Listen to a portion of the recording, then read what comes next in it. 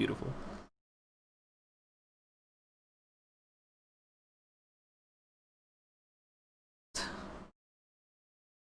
What's...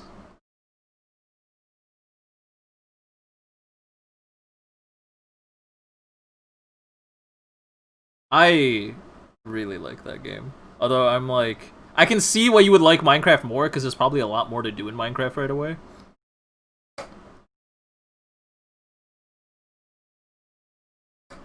I'm pretty sure you would quite enjoy modded if you played with us. Yeah. I mean, I now own so Minecraft for one reason or another, so I don't mind trying. What the Did you get your email yet? No. Alright, we'll do it without you. No. What do you mean, no? What are you guys You doing? guys can't play Minecraft yet. No. What the fuck?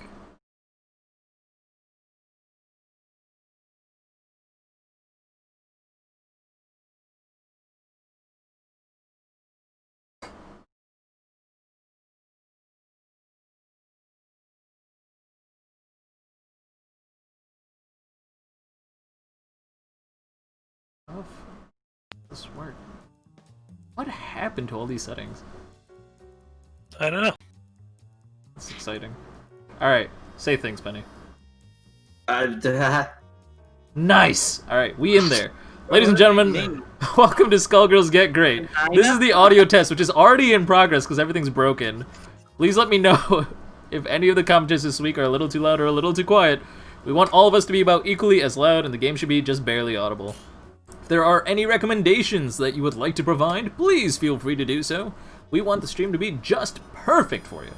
I've been saying the same shit for over 4 years. Jesus. Yeah, why didn't you do a That's recording? I'm loud. And why didn't I do a recording? I mean, like, Yeah. I don't No know. There's one's some sort of gonna charm to notice. being able to do it on the fly. I mean, what if you're not here and Penny That's needs what I'm your loud voice? about. It makes it 10 times funnier because I always watch the beginner to see how Penny and Sam try to pull this off, or Kenji. Well, Kenji almost always just comes on rapping, so it's like, all right, well, I know how this is gonna happen. I got spoilers. Right. What do you think? What do you mean? You're trying to see how we do it? Of course we do it correct. Like we do better, if anything. I mean, it's funny because pretty much at the end of every beginning, you guys are just like, man, we really need Crank to record those things. Yeah, I kind of like doing it really discount. Yeah, same. I- That's I- better. Yeah, I like it too. I like the appeal of the Clash, where it's like, all right, there's the normal version and then there's a discount version. You don't have a discount version if there's no normal version in the first place, you know? Hammy, for reference, Crank's the one with the good voice. I'm the one that sounds 12. What do I sound like? You have your own charm. Alright, we'll say that. All right. Penny's a little loud. Whoever's speaking is a little loud. I mean, that's hard to tell because of the delay. I am Crank. Penny was the one insulting her own voice. Yeah. Tell me I'm the which one's one that loud. doesn't talk. I could see myself being loud because I am going into the red. Crank is a little loud. Got it. Thank you. I'm just I'll take care of generally that. insulted, so don't worry about that.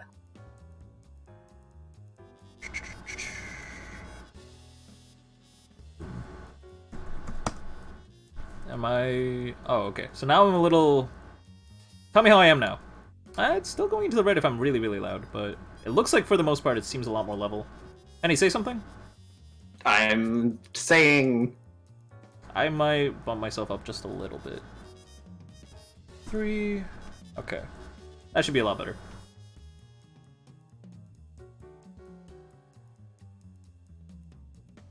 I'm going to talk for a second just to hear. Alright, so hey there Jatsu, hey there Puptron, hello local Donstock. Welcome again Dry Eyes, hey there Hammy.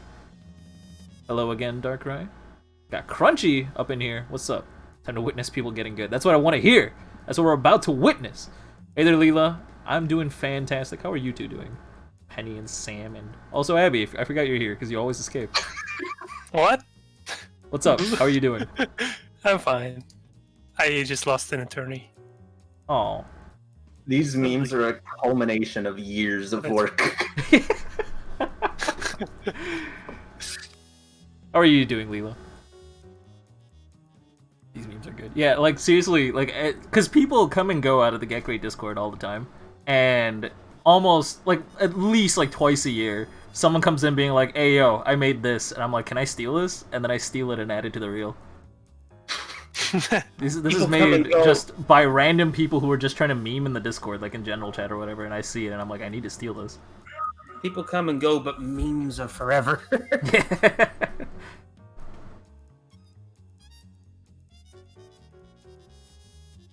You can always tell which ones are the ones Draco made too. Because they're always the one Penny's made, because it's just MS Paint with a picture of Squiggly. It's always MS Paint with a picture of Squiggly somewhere in there. It's not true. I have a Parasol one that's still in MS Paint. Oh yeah, that's true. Was that? Did you make that? Did someone say Parasol one? Yeah, I did. Oh, I honestly didn't know it was you. Because I saw someone else using it. I've only made one for your stream, which was that Christmas with the Crank one. Which is absolutely hilarious. If it was any whatsoever like related to Skullgirls, I would have definitely put in the Death Stranding one. The Death Stranding one was so funny. I still love that so much. I got so heavily inspired for some reason. I just saw you holding like the fucking like baby in a jar thing with the face, and it was just like, this needs to be a thing. The second version was better, where you put my face in the jar on the baby as well. That was impressive. Did I put Squiggly's face? Oh, did you put Squiggly's face? I don't actually remember. It might have been Squiggly's face. That's even better. I think it picked Squiggly's face because it's your baby. It's my babby. It's your babby. And I even colored it like the exact yellow and everything. That's impressive. I had to put a filter and all just to get it right. Sam went ham. Well, speaking of going ham, me and Penny are gonna play some sets. Let us know about how audio thing is going. We'll go ahead and get started in like, I don't know, 10 minutes, probably. 10 minutes have passed. Well, 10 minutes. I didn't say 10 minutes now. from 3, 10 minutes from now. That's usually what 10 minutes mean. By the way, all the volume seems pretty fine on my end at least. Awesome, thank you so much. I appreciate that, Alrighty. Sam. You're ready, friends, for this is my new team. This is Penny's day 1 team, which is as good as my day 200 Oh team. boy. So like, I don't believe this. You're playing Bale? Yeah, this is the first day man. I've played. Bayo A trained to be a It's not even the first day. This is the first like hour. She went to the dark side. It's Bayo A training. wait, Penny, give me 1 second. I don't know if my buttons are working. Hey, you hit my Okay, no, double. it's fine. It's fine. Sure. Alright, you're good.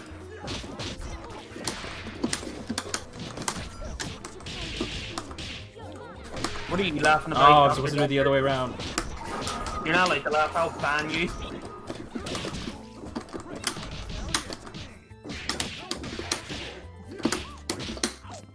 Oh, I suck. Oh wait, I forgot about a thing I can do. What called double? Bats?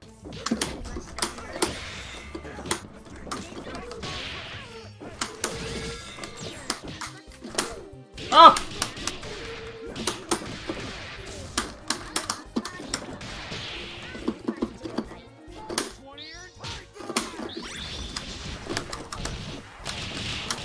Very well. I got that little last cat head in. You see that? Mm-hmm. Alright, it's time for the tech. Why? I love that so What much. are you? Aren't you supposed to hit me into it? No, I just want to make it same side up right as under you. Oh, okay. What is that? Down color? It's one of the new ones. It's a Super Nintendo. He already has a Famicom one. Oh, it is! It's Oh so yeah! It's the American Super Nintendo, right? Yeah. I don't remember how this works. It doesn't work either way! This DHC sucks! Yeah, Kenji was it's asking even about that, better. and I'm like, it looks like a Super Nintendo, and then Kenji pointed out that there was already a Famicom color, and I'm like, well, now it has to be a Super Nintendo. What else could it possibly be? Yeah. I also like how like his belt like nipple things are like the switches for the Super Nintendo. Pocket protectors? Fucking nipple things? Yeah, his Oh, belt. Doc's here randomly. This is surprising.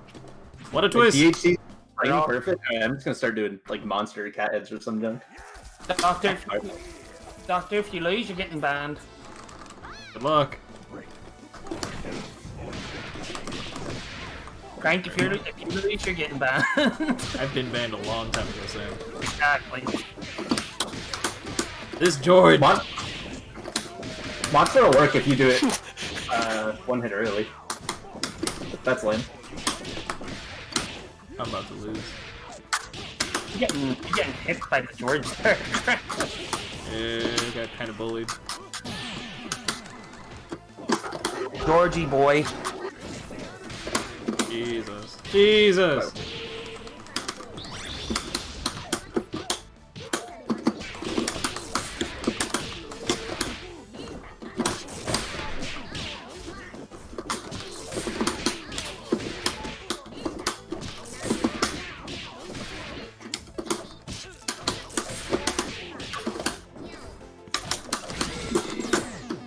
Oops. I can't super, that's too hard.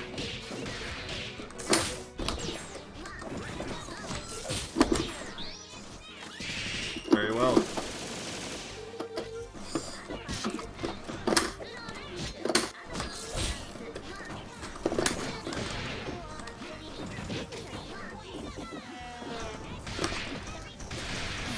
That's not good.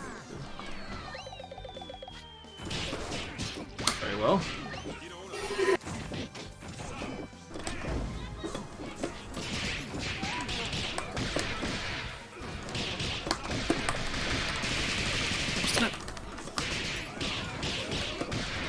Oh, I went to go into brass, and then go into level 5, would have killed.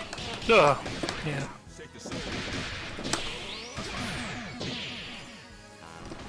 I already can't be cool anymore.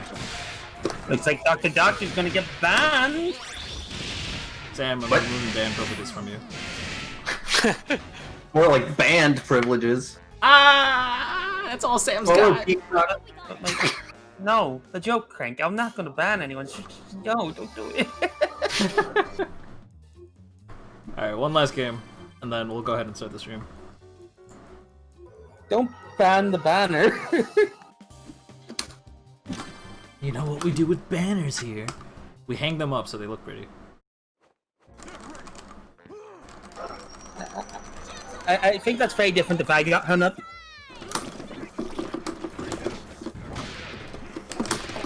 Oh, it's the penny one. Hi. I can tell because you're not jumping.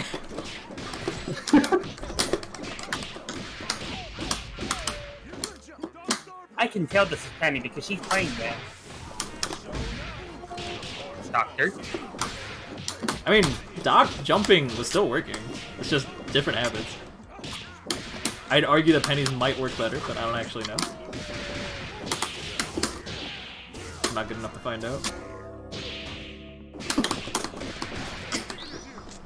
Oh my god, what is this unbusy witchcraft? Holy shit, and he's still got a meter. Do I just die? I didn't Holy kill, but it was shit. I meant to go into beam. Or, I mean, magnet super, this sucks.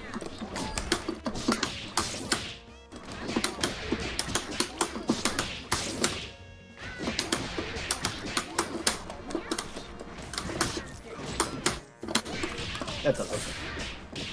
I tried to punish the slide.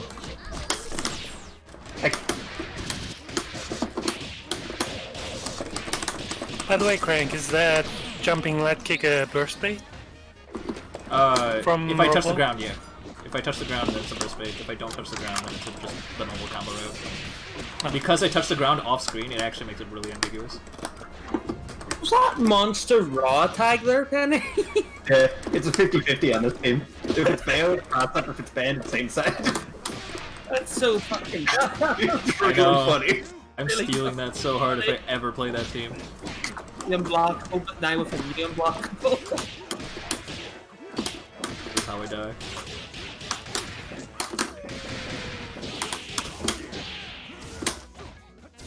At one point I did half my life bar with half an undizzy bar.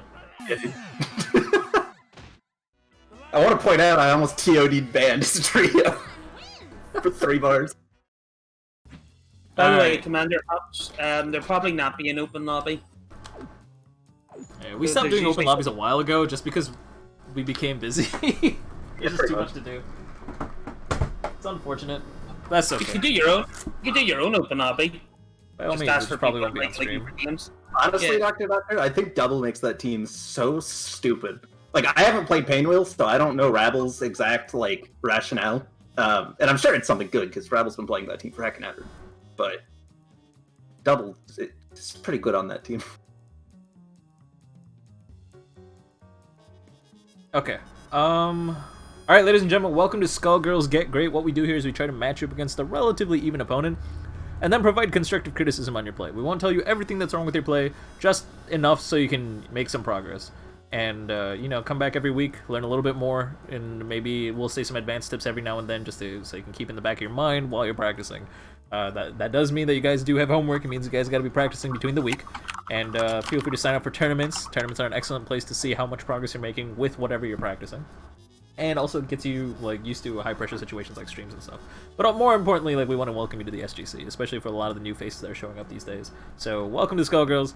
We're happy to have you here, and let's get you edumacated. What else? If you are participating today, please join the Steam group chat. You can find the Steam group chat by typing !GG8 chat. Wait, I'm not typing. !GG8 chat into Twitch chat. And that's what we will be using to communicate about logistics. So if you are having trouble getting into the lobby or need the lobby link again, that is the place to check. So please, please, please do that. Anything else? No, I think we're good to get started. So we're gonna start off with the Tcm Lecture, which kind of got... Well, how long ago was it that we started doing that? Like It's been a year and a half, 2 years ago? Basically, people liked it when we just one-on-one with one of the beginners and just walked them through what Skullgirls is. And so we're doing that now. So cool. So if Blade is here, let's go ahead and get them into this lobby. If you are new to participating in fighting games online, reminder that there is a Steam lobby link that I have already posted everywhere. It should be this one. And if you put that link into your browser, it'll launch Steam. Steam will launch Skullgirls, and Skullgirls will put you into this lobby. Alright, cool, you're here. So I'm going to ready up, and I'm going to tell you exactly what I'm about to do. There's not going to be any surprises. I'm not trying to bully you. But basically what's about to happen is I'm going to try 3 things against you. I'm going to do high-low mix-ups, low-throw mix-ups, armor moves, and zoning. Those are the 4 things that almost any person who's new to fighting games will have to deal with, and especially people, even if you are familiar with fighting games, you're gonna have to deal with it in Skullgirls in a completely different way, because it's way, way stronger in Skullgirls than it is in most other games. So, let's try this out. So I want you to play as normally as possible. I'm not asking you to just like listen to the stream or anything. Mute the stream, watch the VOD later about my comments. Just play as best as you can, and my goal is to make your life miserable. Not literally, but that's what's gonna happen. You'll make your life miserable just because it's Skullgirls, so don't worry about it. Yeah, it's a Skullgirls side effect, I promise. Doctor, are you talking about enabling banned? Heckin' H bomber assist makes H brass safe, which is really funny.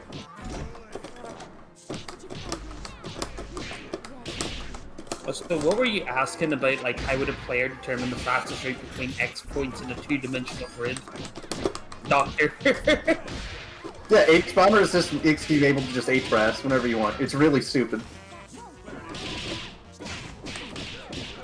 If they jump, it's a bit sketchy, but, you know, whatever.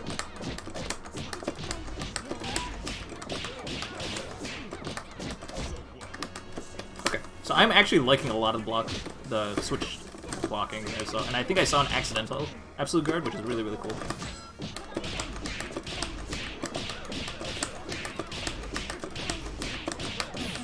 Yeah, so it's still a little bit predictable on how you're gonna block high and low. You gotta start reacting to the overhead, because the overhead is the slowest move there. I'll talk more in detail after this match, but like, just... Also force blocking when you actually get one. That's another thing. Yeah. Because then you don't have to just sit here and...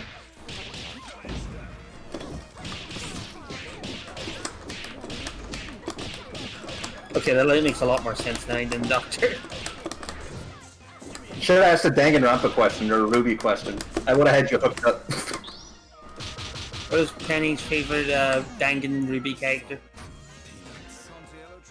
Okay, so that first match, we did a lot of high-low mix-ups. Squiggly's particularly evil about this, but her entire pressure falls apart when you push block.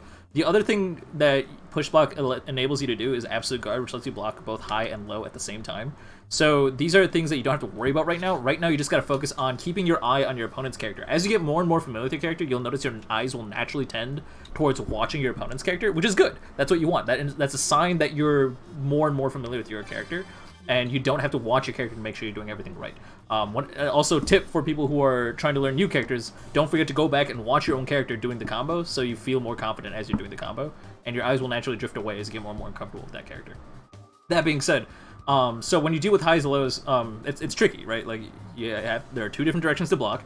There's lots of different tricks you can do. You can, like, mash out. You can just accept the pressure. So in this situation, that kind of, your newness to the game kind of really shined because, or shined, showed up, I don't know, whatever. It really was demonstrated there because you were trying to respect everything. You were trying to block high, you were trying to block low, you weren't push blocking. Reminder, if you do want to push block, press 2 punch buttons anytime you're in block stun. Your goal is to push block the first hit as soon as you possibly can, but you have to be careful because sometimes you'll push block preemptively and get backdash, and then you can get punished for that. So you want to learn to push block. There's a lot more to it, but you don't have to worry about it until the intermediate bracket. Also, the few hits you got, you did only about 2 strings. I recommend learning a B&B, but I'll talk more about that after all 3 sets. Where's Swag at? Oh, okay. Ooh. Cool. That is and Okay, combo. good blocks.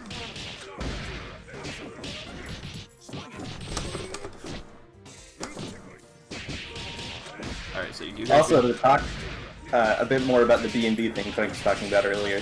When I'm learning a new character in anything, I'll do the combo like 4 or 5 times just so I know what the buttons are and what I'm doing. And then to get it consistent, I literally don't even look at the screen. I just, like, yesterday I was labbing the Bayo A-Train stuff, and I was just watching Haikyuu. And in my peripheral, I was doing Bayo A-Train. You don't need to you don't want to be looking at your character when you're doing a B&B. Really. Eventually. There's more important things to look at or worry about or anything else. You want it to just be second nature. The less you look at the game, the better. If you're not thinking about your combo, you have more time to think about Oki or resets or anything else, string positioning, anything like that.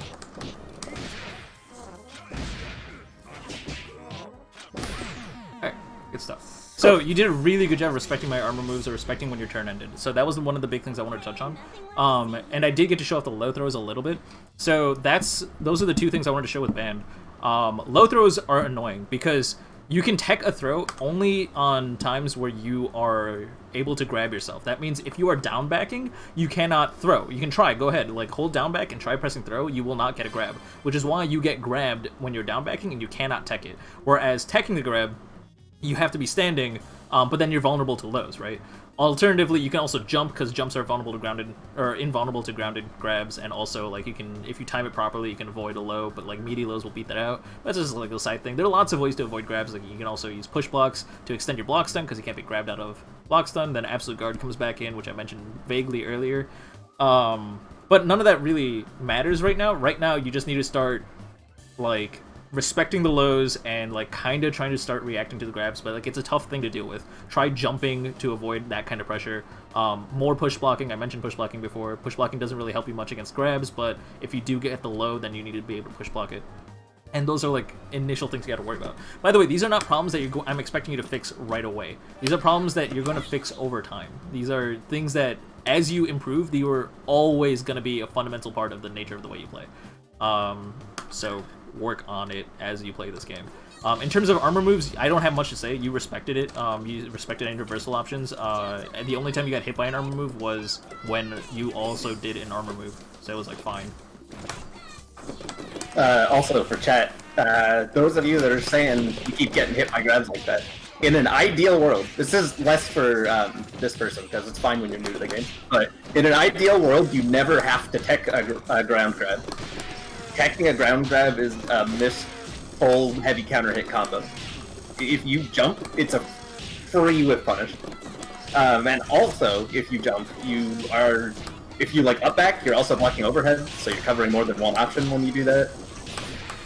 Teching ground grabs is not how you want to deal with them. Very well. Also, I'm noticing the person is trying to like get in with like heavy brass, but they seem to be dropping their input, so maybe they like need to like learn the charge timing. What the heck is the demon bird? Is that Pinwheel or Peacock? Because they could both be the demon bird. That's a good First things first, I know what you're talking about. Peacock. The way you deal with H-Press is hold an item. Make sure you should always be holding M item. I'm gonna say that till the end of time. Fake teleport's a pretty good way to deal with it. Really, you just need to make sure you're not throwing it. The zoning pattern itself is a noob trap. If you're committing to the zoning pattern, you're doing something wrong. When you see the brass will not reach from full screen unless they car a medium kick. So when you see them getting closer, or when you see them do medium kick, you should stop your zoning immediately and try to bait. And if you're holding M item, it's fine if you're not zoning, because you get pressure whenever they come close to you.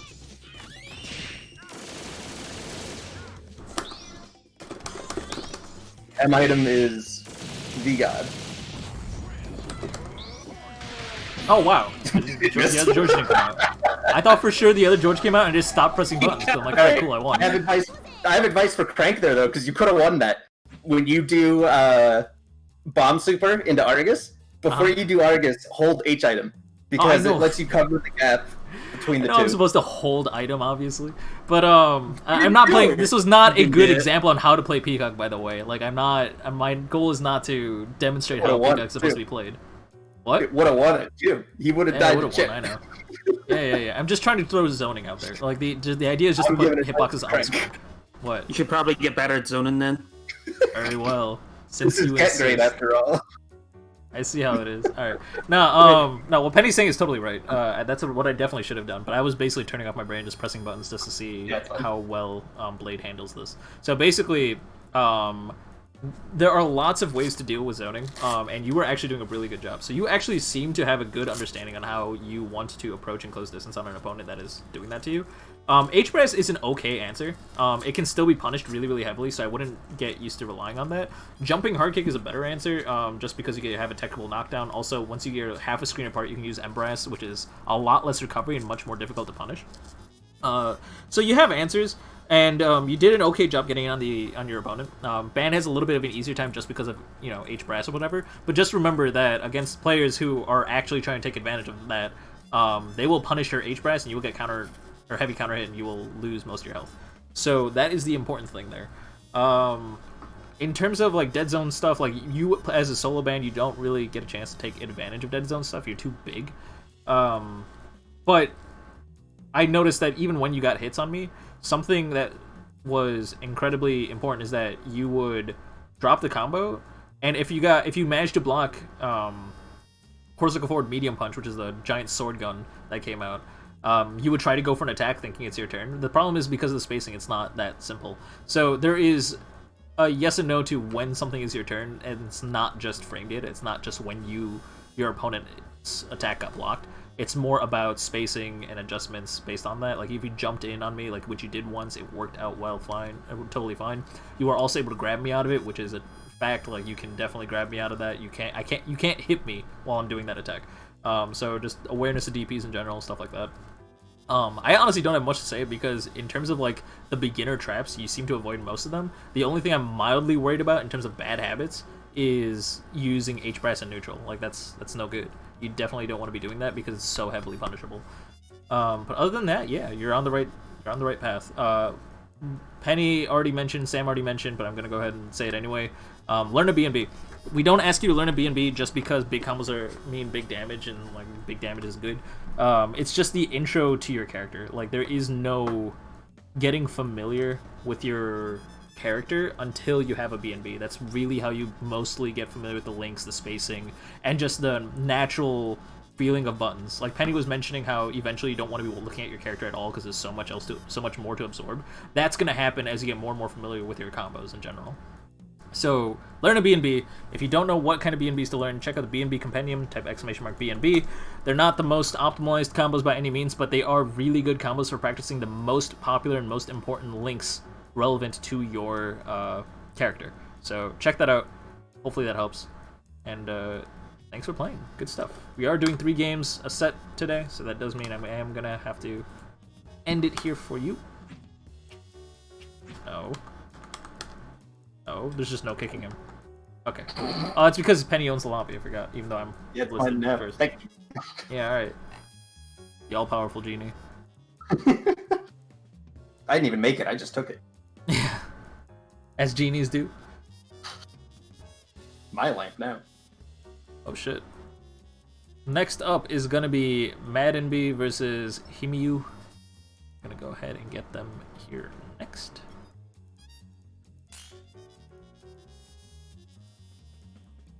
Maddenby is already ready to go. And Himiyu's here. Alright, cool.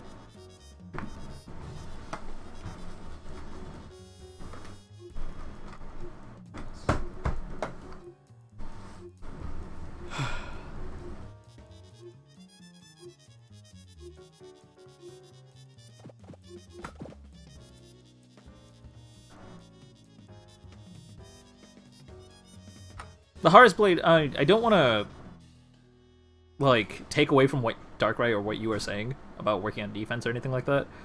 You need to learn a B&B first. You will learn defensive options. There are dozens of mechanics that I have not even touched on yet, and I'm saving them for the intermediate bracket. Because right now, your focus needs to be somewhere else. You need to be able to do combos so you're more familiar with the character. I can't tell you about all these like special techniques and stuff on how to be defensive until you are just more familiar with the character. Yeah, we did start. Also, Reformed Cracker, to answer that, you'll... Realistically, eventually, yes, you'll know them just because you play against them so much. You'll learn them by osmosis. I ended up learning every character in this hacking game, so I knew them instead of that. But eventually, you will just know it from seeing it enough.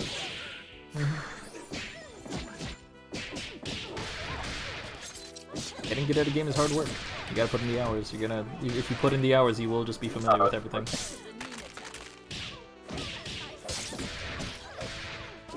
What'd you say? I didn't hear you. I said something was not. I said it was unfortunate they missed sweep. Like that! Gotta wait for them to hit the ground. Can't do it if they don't hit the ground. But I'm sure you know that already. You just, drop combos or anything. Okay. About to approach there. Reminder, so Boat is a sweep. For every character, it's universally crouching hard kick is a sweep except for Robo Fortune, which is a reference to Robo-Kite, but don't worry about it. So when you sweep, your opponent is in an invulnerable knockdown state. The only time you're able to convert off a sweep is if they're in a knockdown state. So you'll notice that whenever a character is in a knockdown state, they'll like bounce on the ground and then purple sparks will fly out, and then the second time blue sparks will fly out. Under specific circumstances, green sparks will fly out. Basically, when purple sparks fly out, that means you're able to hit them with a sweep and still combo. But if you just hit them with a sweep when they're just standing there, you're not going to be able to combo. And if you're me, you've never noticed the colors until somebody told you about it 3 years into your career.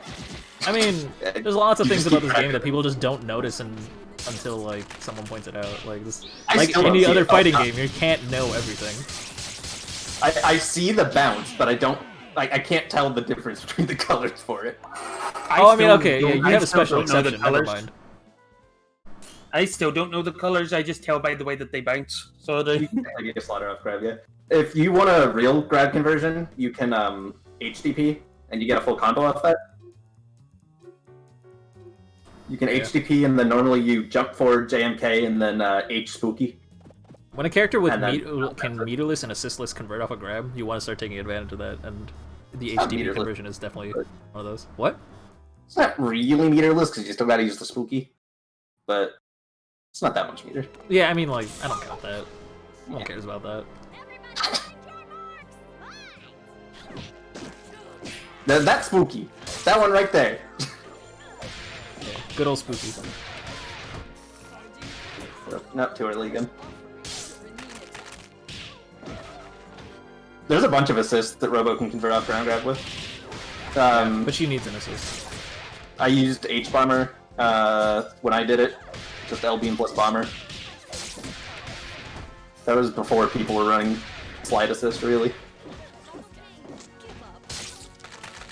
By the way, you were mentioning the item drop thing. Where is it? Like after Lenny?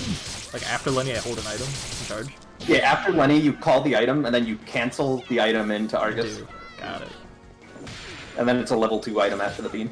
Or no, it's still level 1. Sorry.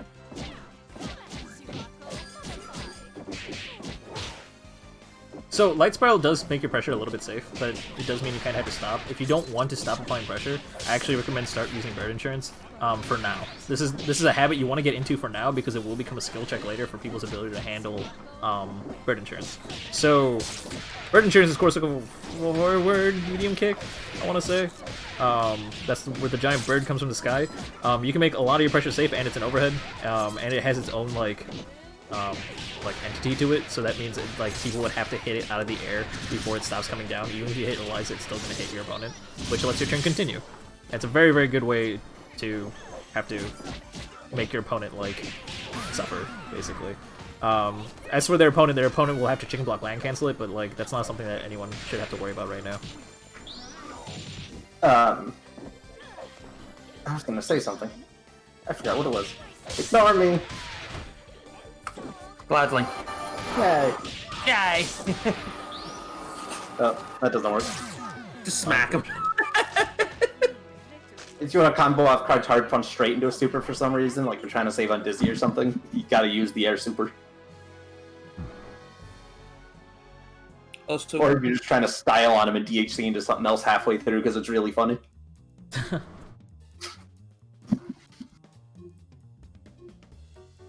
also, Crank. It's not related to Skullgirls, but what the... Because Matt MB's icon reminds me of it, but what was the heck up with that dinosaur? What? What? The dinosaur from, what do you call it, Braid. What is up with that dinosaur? What is the point in him? What, the T-Rex? Yeah, he just appears at like the end of one of the levels, and then that's pretty much his appearance. Yeah, so he's a big deal. If you haven't played the first game, he's kind of a big deal because I mean you don't really get to see him that much, but he's like in a cauldron. There's like a closed off area. But basically, the vague lore of the game is that like an AI was designed to recreate the life on the planet, and the AI just started making like natural ideas of like what animals will look like, and like it had no previous idea like, oh, alligators exist, elephants exist, so on and so forth. It just naturally started making mechanical animals that happen to represent those species. A T-Rex was one of them. Wait, you're not forced to play solo when you're in the beginner bracket. It's just people tend to play solo because you only have to worry about one character. Yeah, which play is whatever you want. But you can play. My first team was a trio. Heck, I don't play any of those characters anymore. Squiggly, A-Train, and... No, it was Squiggly, Bella, Robo. That was your first team? That was my first team, in that order. Not even that bad. I don't know, I had Robo. I mean, the order's bad, but like the team itself is not even that bad. No, it's not awful, but I also was running Seracopter, and... Oh, okay, never mind. I think It's bad. this.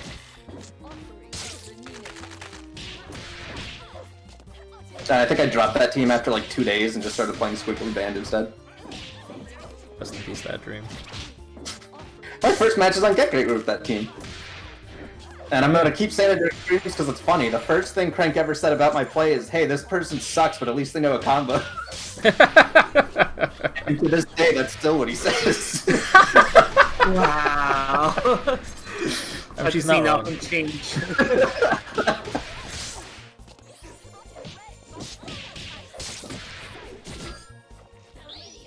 Nope.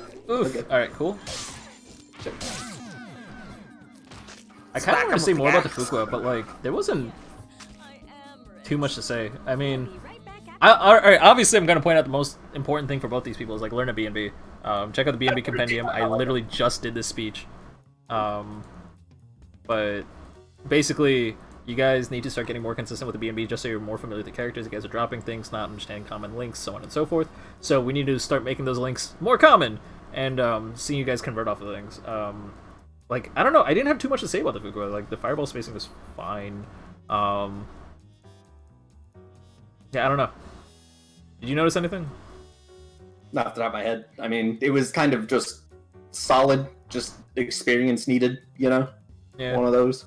I hate using this line. Like, it like haunts me in my nightmares, but it's one of those things where it's like, I think you just need to play the game a bit more and learn a B&B. The B&B one is the important part, but like, if you just kind of get a general more feeling of neutral and when you're going to get punished and when you're not going to get punished, I think that's going to be really, really valuable to you. And I'm also going to say this here. If you feel like you didn't get enough advice here or anything, because we do kind of have to move fast. I don't have a life, so at any point you can ask me for a big old set, and I'll just write you an essay on stuff I think you can improve on. I've done it so many times for so many different people. Heck, and don't be afraid to do it.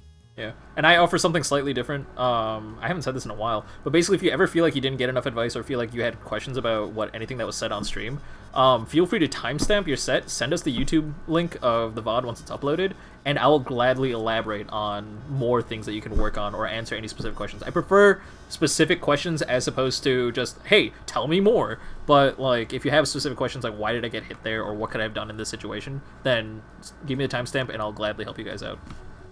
There was something else I wanted to say, now I don't remember what.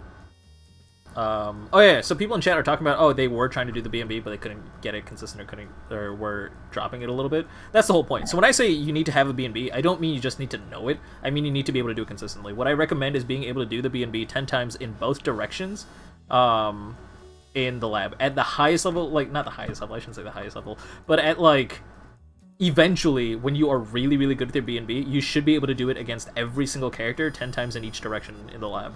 That's when you should be confident with your combo. But until then, just you need to be consistent. You need to work on it. You can't just literally have one. You need to be able to do it at all times, on demand. And I know it's a lot to ask, but that's how you're going to improve. And that doesn't mean you're stuck in beginner until you master that, by the way. Like, people will drop combos. It happens all the time, even in the highest level of play. But you need to start making that your goal. Honestly, some of the best resets that people have come up with started as just drops that they did something dumb out of. Yeah. And they're like, oh, that's a reset now, okay. Uh-huh.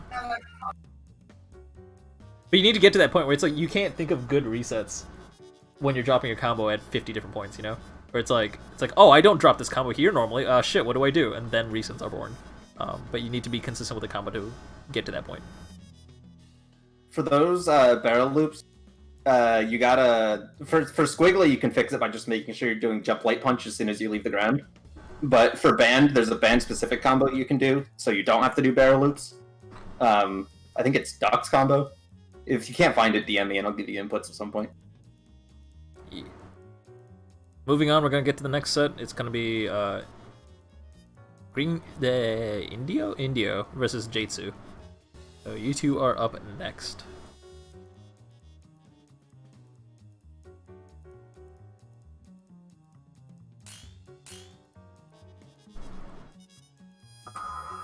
He's got an orange egg as his picture. I like this person. What even is that?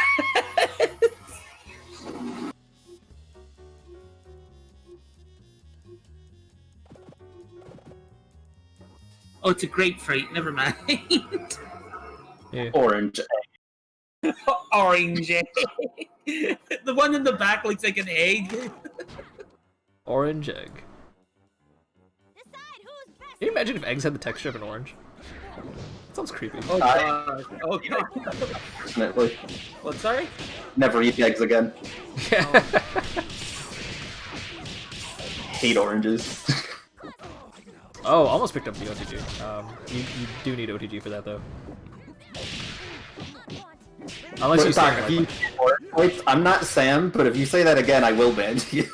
Wait, what did they say? You said orange whites. Orange. Oh no. Oh no. Runny oranges. Oh no. Yeah, no, fuck oranges. They'll suck. Oh my god, jumping hard punch. Jump hard punch is a really hard button to deal with. There is a way to deal with it. Do we talk about that here? Is it too early? No, it's fine. Or do we just say punch him? They got like 3 strings of a combo. And alpha They already know counter! they need to practice. Why you put it on your field? That would have been sick. Alpha Someone alpha countered. and beginners. People don't even do that in intermediate. People don't even do that ever. Advance. Yeah. Yeah.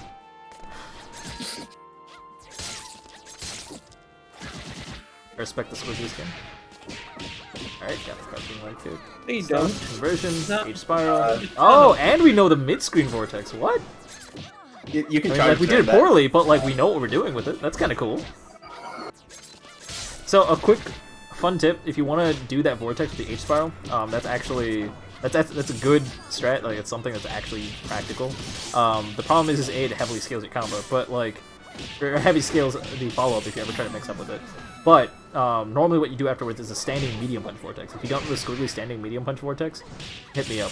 And honestly, you shouldn't be worried about it until you gotta be consistent. But like, there's so many other things you can do out of it. You can do double cross unders with like Kara stuff and just dashing. That vortex is done. This might be the person I told to go watch drills matches. Oh, because they were playing. That explains so much. It might be. It might not be too, but because I don't remember their name. But if they're doing that, you know. Mm-hmm.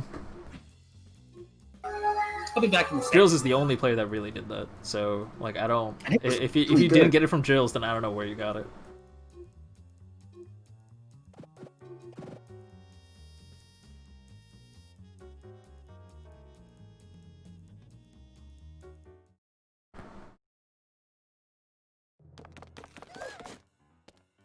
Where did everyone go?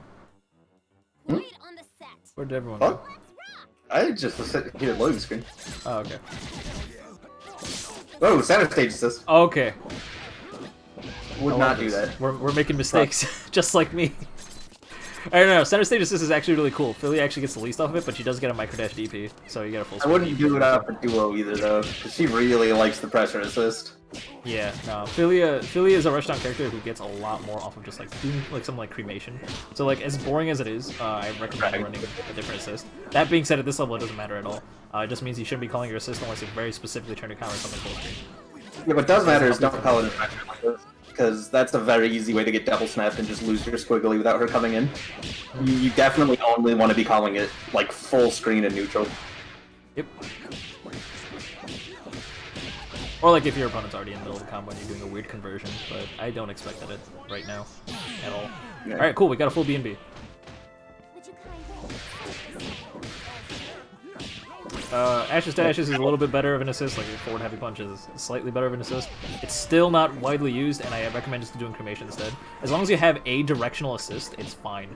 Big Bang has some of the best instant overheads, not Big Bang, Beowulf has some of the best instant overheads in the game, so I'd recommend running cremation and making a mix up with that instead, because forward heavy punches, I don't know why I'm talking about so much about assists when it doesn't really matter at this level.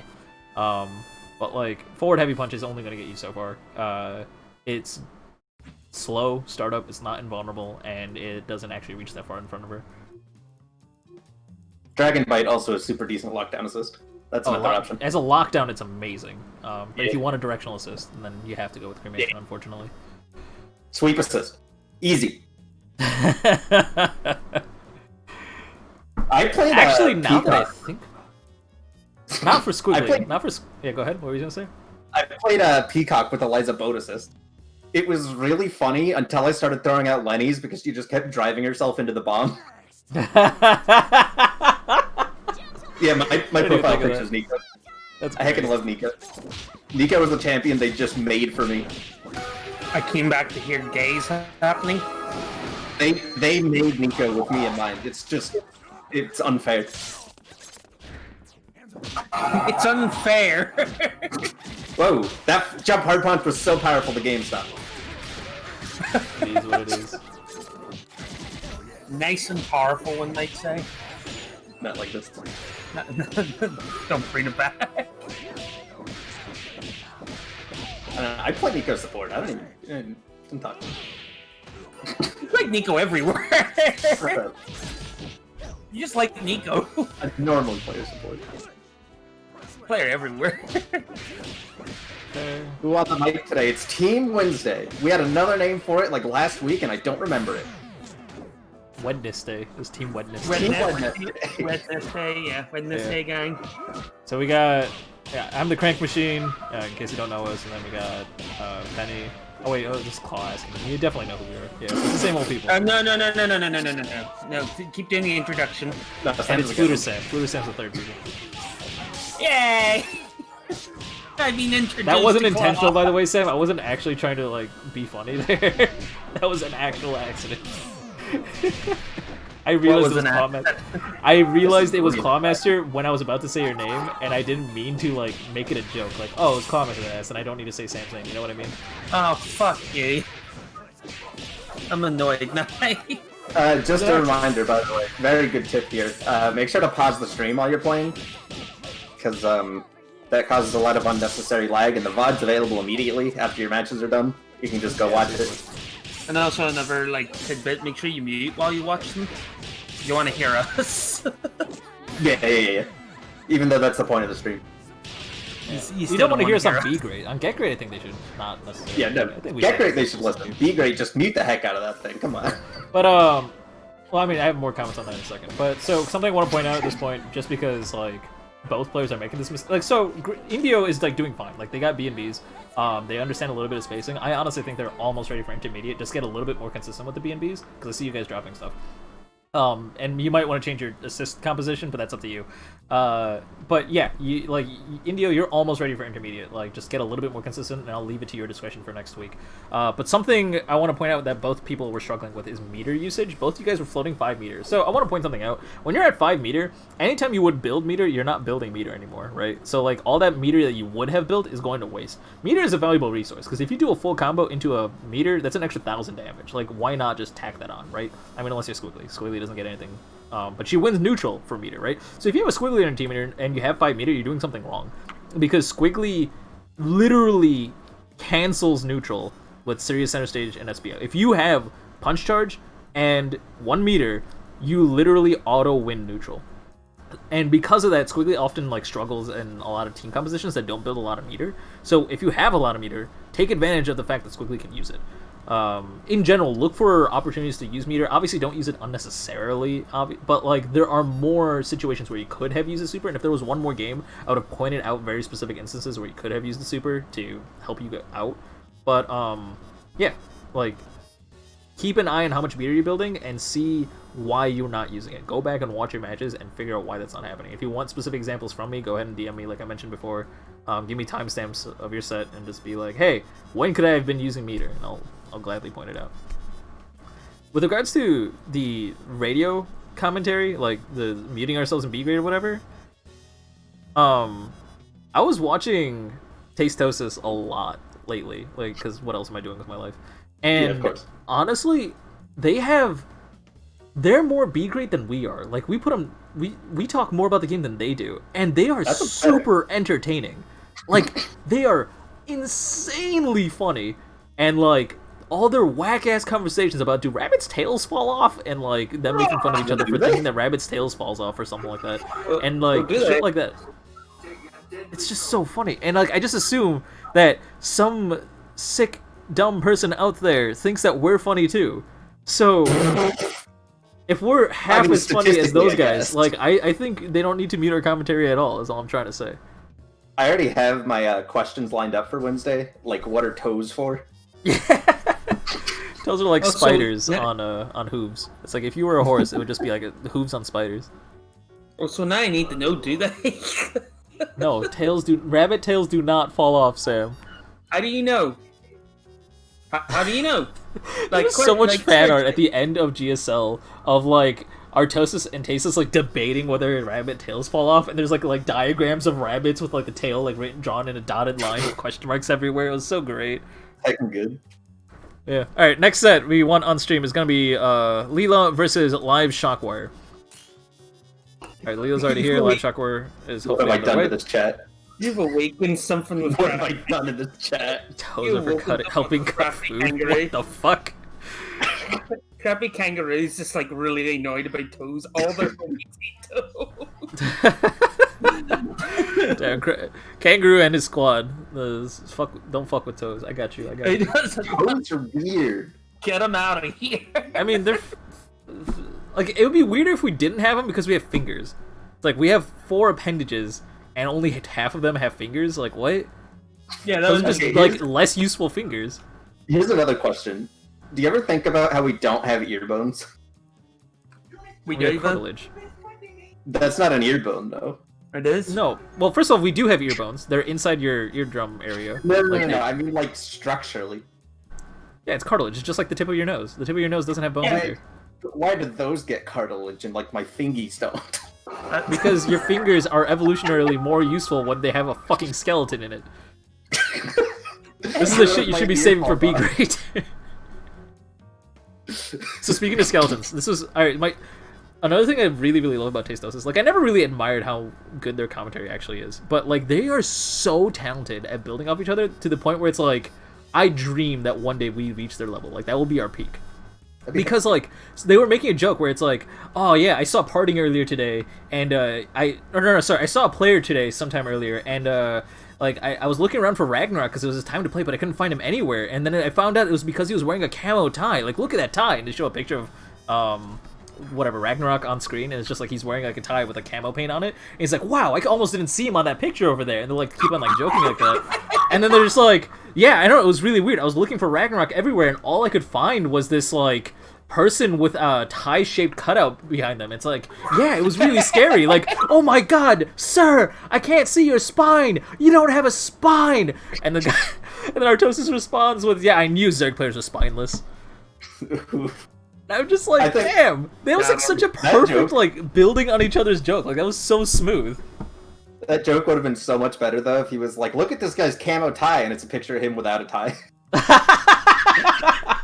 Yeah, that's clever. I do like that.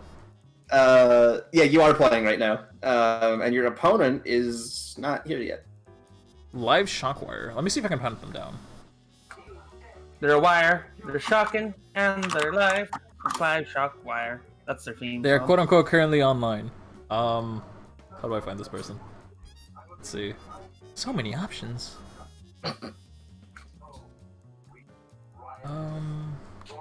I don't know why they in particular have a theme song, but they have. Swagga, you're late, but thanks. We've already done it twice. Okay. Streamers are hard to get over. The more you play on stream, the more it just won't affect you. It's just something you need to fix with experience, mostly. Just also, it's a separate acquired skill. Think of the stream as just like just what do you call it? Like, don't worry about doing well because we're not important. We suck. Yeah, exactly. Yeah, you're not playing in a tournament. It's nothing like that. It's nothing serious. It's just have fun with your matches and then like learn from them when you watch the VOD. Think of it this way: this is a correct place where playing worse is actually better for you because now you know things you need to work on to stop making that mistake, right? And like if he's like, "Oh, I don't usually make those mistakes," it's like, "Well, you made it when it mattered, right?" So that implies that it's something you still need to work on. So there's a bug happening to me right now. A bug happening. Where Lila, their picture. Oh, it just keeps coming in and out. Just rotating between everybody that's ever been in this lobby. Yeah, I just think that too. Are they not doing that on purpose? I just assumed they was doing that on purpose. That's amazing. That's some dedication if they are. Yeah, I respect that. Person. I also really wish that we did manage to get what's it called, Live Shockwire here, because their icon is absolutely amazing. It's Popo from the Ice Climbers wearing a cowboy hat and a rose in one hand, I think, question mark. And it says Frostburn, where the O is like a Cheerio and the B is like the bee emoji for Frostburn. It is absolutely amazing. That being said, I think we're gonna need to find a replacement. Ladies and gentlemen, we're gonna have to open this up because I don't think Frostburn, Live Shockwire, whatever. I don't know if they're here. So what we're gonna do is we're gonna open it up. Any mid-beginner level player, like someone who can barely do a combo or like is learning a combo, please jump on in. Hami's already here. Good stuff. Go ahead and get started. I know you're already registered, and I normally prefer other people, but that's fine. Sam's picture is set, but he doesn't ever change his picture. My Steam picture hardly changes, so it does. His Discord picture changes every like 2 weeks when we find a new meme or something. Yeah, right now it's the Hand of Hate on Discord. Yeah, which isn't a meme. It's just from a really cool web series, but. He's so cool, like he's so creepy for no reason. It's horrifying. And I mean, there's a reason they wanted him to be creepy. Oh, I mean, yeah, but like, it's so good.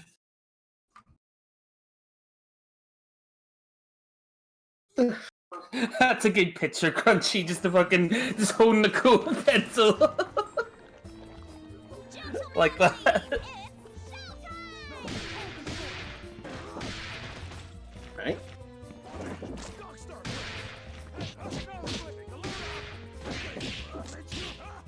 Reminder that Bayo's DP is +2 for some reason. Only when you, I mean, like, you only do it when he has the chair. It's like, you only have DP half the time. We all know how in this game that works out. Wait, he always has the second chair, though. Alright. That is punishable Keeper Flash, but it's +1. I swear it's +2 point blank. Didn't we have this talk? Didn't someone check it? Was I wrong? I might have been wrong. All the Beowulf players are talking. I didn't even know, like, Sean Conroy was here. What you doing, man? How's it going? It's +1? Alright. But it's +2 in my heart. It's +3 actually. Alright, so how's the connection between the two? If there's a connection concern, then make sure you message me ASAP. Yeah, that's probably why I thought it was +2, just because Parasol's +2 on everything. It's just ingrained into my brain.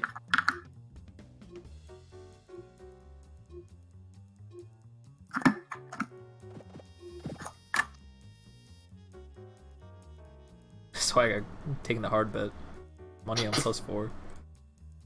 So I'm gonna throw something out. Maybe a hot take. I don't think it's a hot take, but it could be a hot take considering I've been playing this character for barely a day. But Chairless Bayo heckin' is not good. If you got the chair off, get that chair back on immediately. That's not a hot take. That is definitely Bayo law. Like, you definitely need that chair. That chair reduces chip damage, so like just defensively it's like really useful, but also it enables your DP, it enables your snap. Like Bayo just loses a lot of options when he doesn't have that chair. Yeah, I'm sure there's some, like, I'm sure Rabble could show up and be like, there's some matchup where Chairless is actually so much better.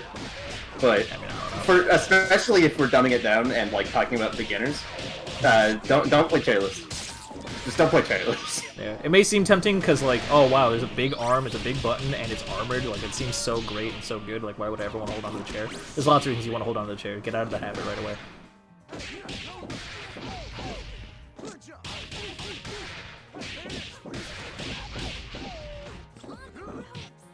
Okay, nice blocks.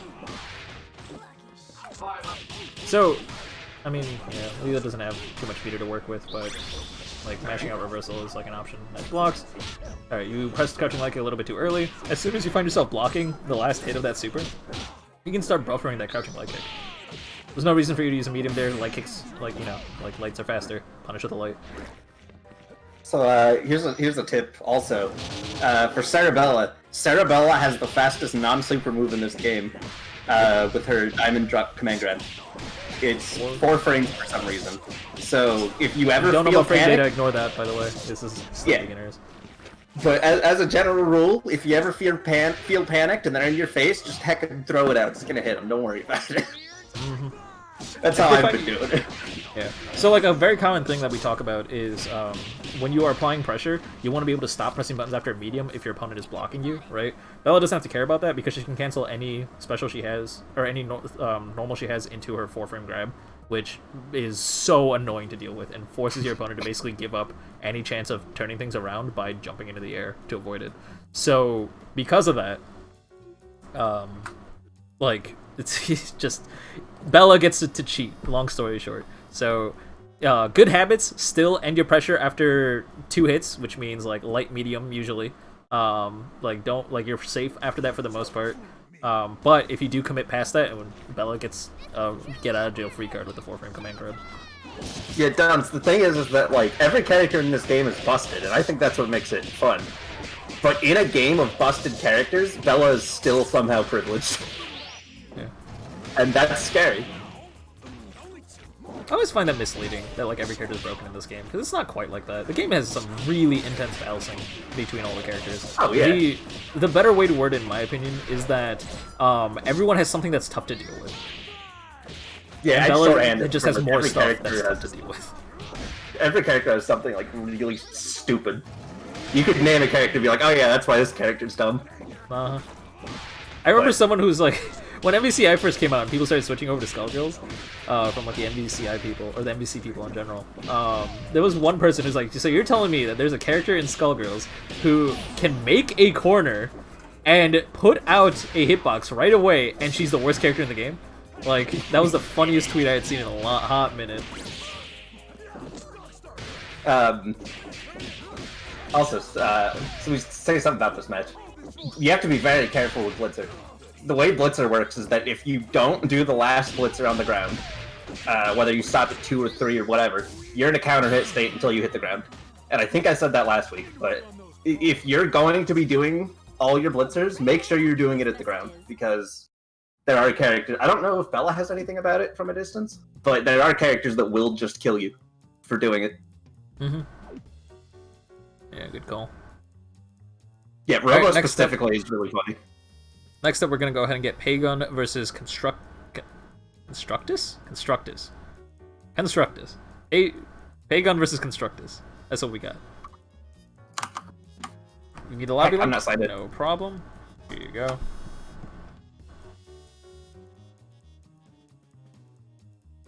Thanks, Swagger. Good job, Swagger. That was really clean. Ban him.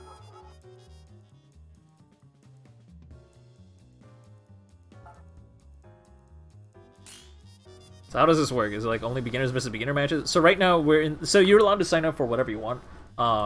And if you sign up for the beginner bracket, you get to match up against a relative beginner. If you sign up for the intermediate bracket, we match up against a relative intermediate. We try to focus on different content depending on what bracket you're in. So we try to focus on combos, spacing, staying safe, using meter, like fundamentals in the beginning part, like the beginner's part. And as people go into intermediate, when they like know their B&Bs and are familiar with the game a little bit more, then we start talking about like resets, corner carries, like very situationally specific tech, character specific matchup specific stuff, things like that. And also just watching enjoyable Skullgirls, because especially near the end of the intermediate bracket, like people are just playing the game, and it's like, well, yeah, you're playing the game. Stop dropping combos. What else do we gotta say? One of my first Get Gr8s. I don't know if it was my first actually, but one of my first. The last match was a show match between JP and Sunset, and everybody was so hyped. Oh yeah. It was like even set up like a show match instead of just a match. It was awesome. Because, I mean, because that was your first Get Gr8, like, you didn't really get to see this, but it happened every week. Like, Sunset and was the only person that really stood a chance against JP. So, we had them fight each other, like, every single week. Because, like, both of them would sign up, and I'm like, well, no one else is going to fight you guys. There's no one else that's even remotely even. When Josh B was there, we'd be able to use Josh B, but, like, that's about it. So... like, that's why it was such a hype show match. It's like, alright, time to end it the same way we always do. A beautiful set between JP and Sunset. Yeah, I fucking love watching it too. It was fun. It was good. Whole combat. We got rid of the set match for the end of stream joke though, so I don't know whether that was a downgrade or an upgrade. The end of stream joke is a holy part of the stream. Yeah, so it's an upgrade. Seeker. And It by never holy really part, came I mean, in like, until we do you it guys once a week. joined. Yeah, it happens like once every 3 streams. It's not even like... Yeah. Still think it's an upgrade. How do you sign up for the next one? Okay, so we'll talk about it after the set. Just remind us if we forget. Yeah. H-Brass. So, I mean, this should go without saying, but stop using H-Press and neutral. It has a lot of recovery. You're going to get punished and die for any time you fight someone that's a little bit more familiar with the character. It's a habit you need to get out of your system right now. Yeah, especially at this point in beginners. Like, I don't want to talk about frame data specifically, because that's hard, but knowing what safe means in concept, like, oh, they can hit me if I do this, and then don't do those moves, that's pretty important. Early intermediate, if people don't know about frame data, we can always talk about it more, just ask us in chat. We'll do that in any stream. But long story short, moves take time to start, and moves take time to finish before you can do the next attack. And if it takes too long to finish, your opponent can hit you. If it takes too long to start, your opponent can hit you. Like, that's the fundamentals of how that works. I mean, not knowing if a move is safe or not, and then doing it to, like, check in a match is fine. But the problem starts when you get into the habit of doing it. Yeah, for knowing sure. that it's unsafe. Yeah. Alright, so, as I was saying, basically, if you want to sign up for a stream, we post signups literally freaking everywhere. You can, if you type ! Get Gr8, I think. Am I right? Is that it? Yeah! You find a link to our Steam group where we post signups, the Skullgirls Reddit where we post signups. You can also type ! Twitter. and follow that Twitter. We tweet out signups and matchups all the time. You can also join our Discord, which went public like 4 years ago. So you can join the Discord, we post signups there. We literally post it anywhere and everywhere at this point. Like, there's not much of a reason you don't know where the signups link is. So if you still struggle to find it, like, let me know and I'll tell you where to find different places to check for signups, but I can't remind you personally every week, which one person actually wanted from me, and I'm like, nah, sorry, mighty guy, I can't do that. Yeah, generally in intermediate, you can do a full under the BMB consistently. That's kind of the baseline of... I mean, obviously every player is different. If your combo's 4 buttons, but your neutral is, you know, good enough, like, you know, some people I know in this call, you could still probably play an intermediate, but the general rule is full into CBMB. Yeah.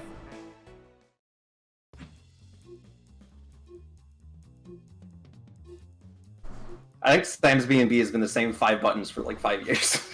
Yep. Yeah, But it's always like kick you to the corner and then do jumping light kick or grab him in the air, and it works. Yeah. But he's still an intermediate, because people are different. Yeah. Where did my my BMB come from? Like, why did you set What? We're talking about how, like, the criteria for getting into intermediate bracket. Oh, okay. And we're just like, well, like, this is not a steadfast rule because some people have good enough neutral that we can let you into intermediate even if you don't have a real combo. That being said, the general rule is having a 240 on busy combo. Yeah, I do a 5-pick combo and that's it. And it's been it. Exactly what Penny said. And I think he only learned it because I forced him to training mode one day with me. Pretty much, actually. I have a mid-screen combo, but it's not the corner. Okay, well, alright, that's a full BMB combo. I mean, like, and that looked like clean execution too. It didn't look like you were fumbling at all. Like, yeah. It's things like that that we say, it's like, alright, I think you're ready for intermediate. I think it's time we start talking about, like, frame data and, like, matchup-specific stuff. Because your fundamentals are there. You understand your character enough to the point where I think you're good. And I'm sure most people in chat know this already, but the reason we say that specifically is because the Skullgirls game loop is based around intentionally dropping your combos to start new ones in weird ways. So if you can't do a combo in the first place, it's really hard to talk about the more important stuff in the game. Yeah. Yeah. That's a really good way of wording it, actually, like that. Yeah. Alright, that's 3 games. Yeah. So let's think about that pinwheel that Pagon was playing. Do you have anything to point out? Because whenever I would look, Pagon was already being hit, and I was like, damn, I wish I could have pointed out. I saw a lot of dropped combos, but not...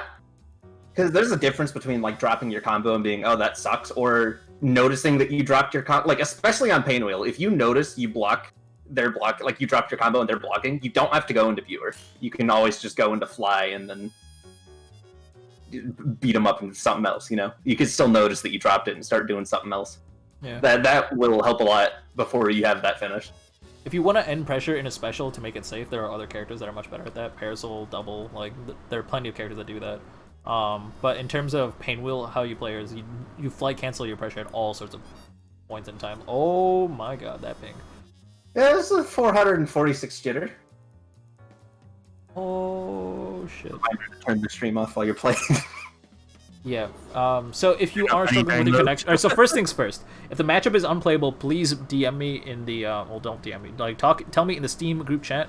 Tell me that you need the matchup split, and that's fine. We'll find a different opponent that has a good connection to either of these players. Reminder that if you are participating on any sort of net play stream, out of respect for your opponent, please play on an Ethernet connection. You may think your Wi-Fi is good, but if you think Wi-Fi is a good, stable connection, then that inherently means that you don't understand how Wi-Fi works. Wi-Fi has packet drops designed into the infrastructure, and while you may have good down speed or whatever, you may not have the most stable connection, because that's naturally a part of Wi-Fi.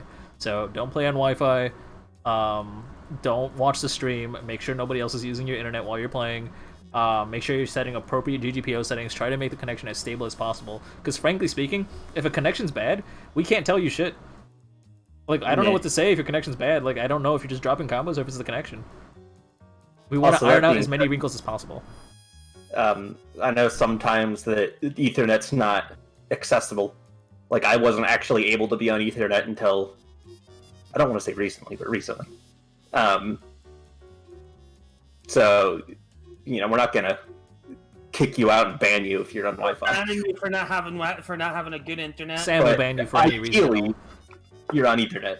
Yeah. And at this point, but the thing is, like, this point in, like, now that I know about, like, power line adapters that exist, there's actually no reason to be on Wi-Fi. Because with power line adapters that exist, you can literally repurpose your outlet to be an Ethernet cable, and it works just like an actual, like, wired connection. So... Family dynamic is my reason, which is what made it awkward. Say what? Family dynamic was my reason, and why. I understand there are always extraneous circumstances. Like sometimes, like if you're at a dorm, they're not gonna let you set up a power line adapter, right? So like, there's lots of things that you gotta that can be causing it. But I'm saying, like, if you are at home and you have an option, and you just think that, oh no, I'm far away from my router, is a good enough reason? No, that's not a good enough reason. Yeah, be on Ethernet if you can. Yeah. Also, if you can, don't learn Blitzerlers, because those things don't do any damage. That's the only some of the highest damage setups in the game, and Blitzer is how you not do those. Yeah. On top of the B&B Compendium, if you're looking for something with we always say use the B&B Compendium to get used to a combo, but if you're looking for a combo with a bit more substance to it, the wiki recently is an amazing resource. It has so many combos on it, and they're really, really good combos. They're super optimized though, so I don't recommend starting with those, because it will be tough. They have some beginner combos in there, but I don't think those are useful. I think it's better to use the B&B Compendium to get used to a character. But when you're optimizing, like, an intermediate bracket, which is, not yet, please start looking into the wiki. Sorry, you'll leave. No, you don't have to leave. That's not what I mean. No, you don't have to leave. No. Like, it's just a matter of, like, if you don't have a good connection right now, that's totally fine. But, like, if you are able to play your opponent, can we split up? That's totally fine. I can do that. So, we'll have a volunteer fight Hammy. Can someone in upper beginner bracket fight Hammy? And tallest green... Yeah, tall green. Don't worry about it. What we're going to do is going to split up the matchup. So, I'll fight you, tallest green, because I tend to have a decent connection with people. And we'll have Hammy fight Hammy. Or Hammy fight somebody. So, somebody jump in. Should I fight Hammy? And we'll do a host. Oh, I Hammy. Should I fight Hammy? No. Both of you are a little bit beyond beginner. Darkrai, let's see. Where are you in the bracket? Crank doesn't think I can do the tutor thing. I think you can do the tutor thing. I think you're gonna bully this person. Yeah, that's how the tutor thing works. Darkrai, you're not even in the... Darkrai, are you in this bracket? What's your name in this bracket?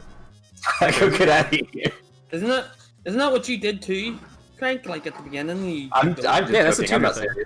And Penny can also do the tutor thing, but like I'm just saying, I want this person to fight a normal match, not go through a tutorial because they played this game enough. I'm just joking. I don't actually like. I'm not. You know. Oh, you're Grandpa Mac? Oh, I'm an idiot. All right, Swagger, get the fuck out of here. We're gonna have Darkrai fight. That's fine. So the best point to reset is when, ideally, it depends on how you want to play. You can reset really early, and then if you reset really early, there's ways to say like, oh, I killed them in one reset because the first reset didn't use much on Dizzy, so the second reset can be really lead to a long combo. There are resets that the general rule is don't do it at full on Dizzy, because you do less damage at full on Dizzy. So if you keep them at full on Dizzy for a long time, you won't do any damage. That's really how I should say it. Swagger, what are you talking about? We love you. Now get the fuck out of here.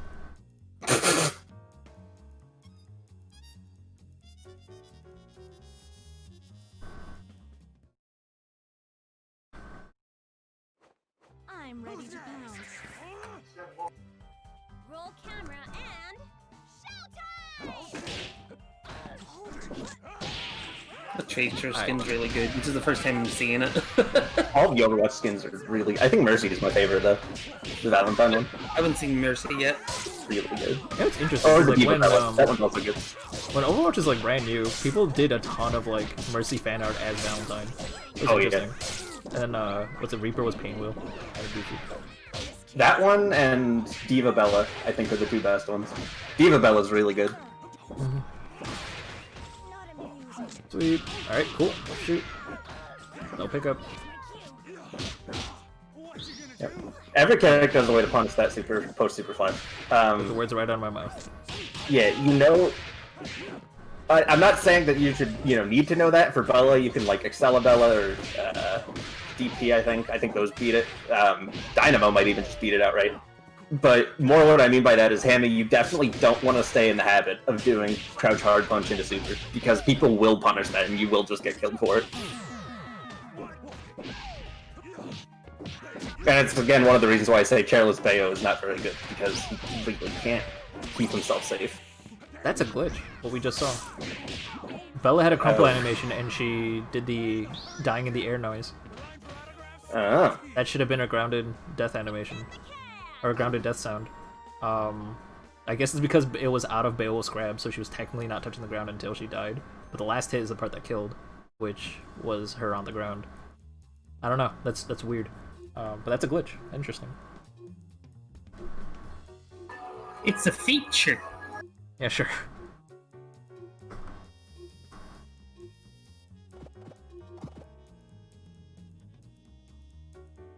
Mock saying, Hammy, if you want a safe, super crouching hard punch setup, do it next to your chair, build some hype, cancel second hit into your chair. Yeah, to be +1. Yeah, that is true.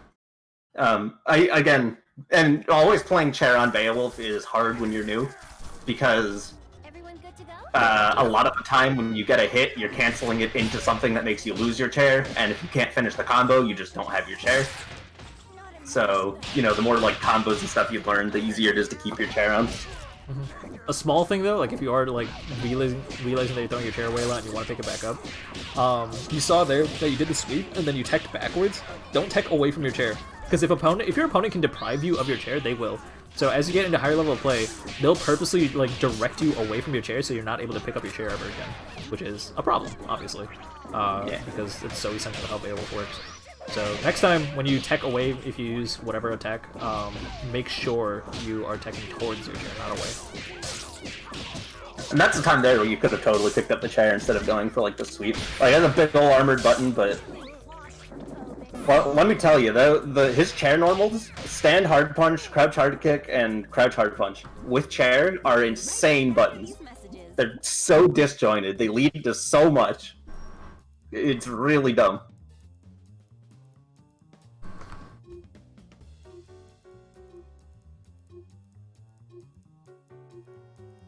This is game 3?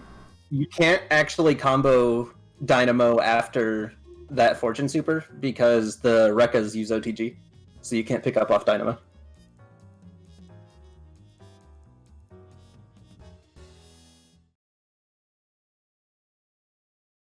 Let the dog out. Gentlemen and ladies, it's Level 3 would work. Sort of. You push to the corner that hard. Okay. This happened. Yeah, doing that again.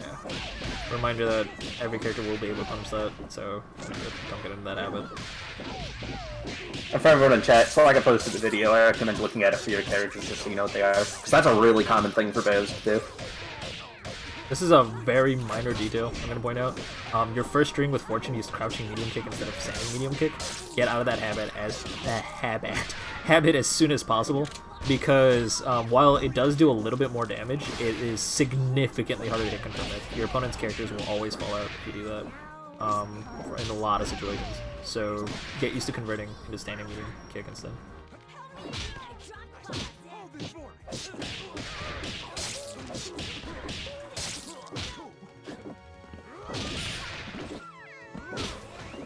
No chair sucks. Heck no chair.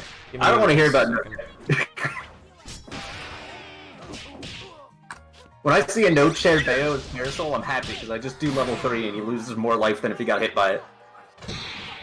I'm just saying for the Bella, I know that they're not like the one that's getting tutored in this match, but like you could have just let that rock. Like you didn't have to like go for the combo. That would have killed. Alright, I'm back. Welcome back. Yay.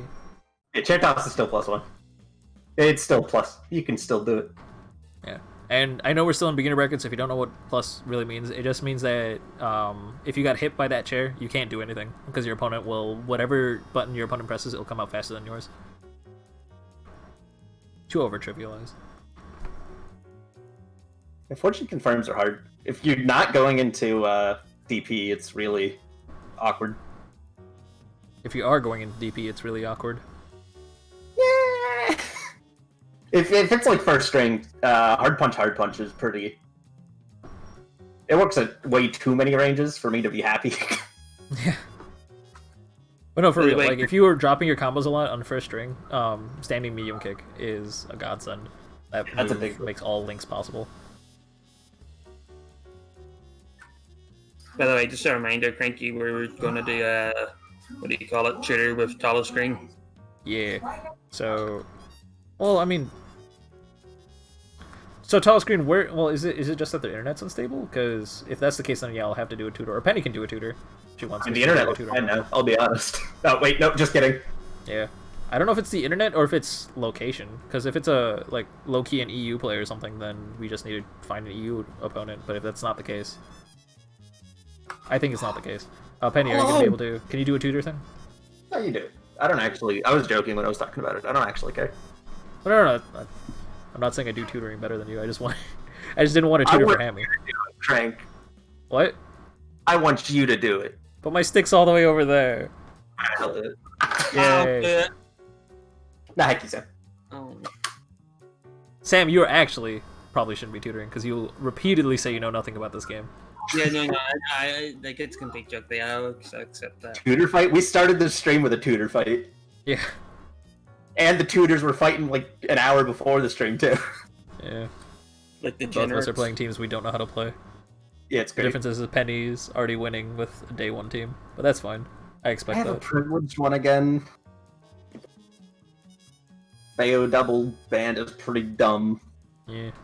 I mean, if a character was dumb and boring, like you wouldn't play him. It's not boring. The damage is hilarious, and the inputs are fun as heck. Those combos are actually hard. I play on Octogate Kangaroo. I think square gates are incredibly obsolete. There's no reason for them. Yeah, pro tip: don't do that. I played on a square gate until Crank gave me an Octogate, and my life changed. Yeah. I was so upset that Penny was using, and I was just like, here, just take this. Like, stop.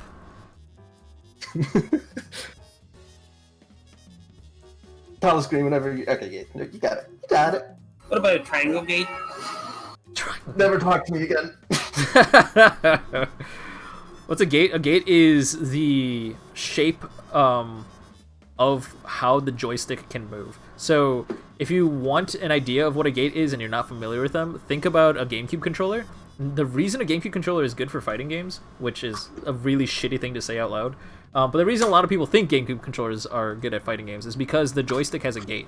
All 8 directions have a little corner that they go into. You look at any modern PlayStation or Xbox controller, they are a full circle around the stick, and it spins in circles. When it comes to a fight stick, you get to choose what gate goes on it, because it's not a part of the controller inherently.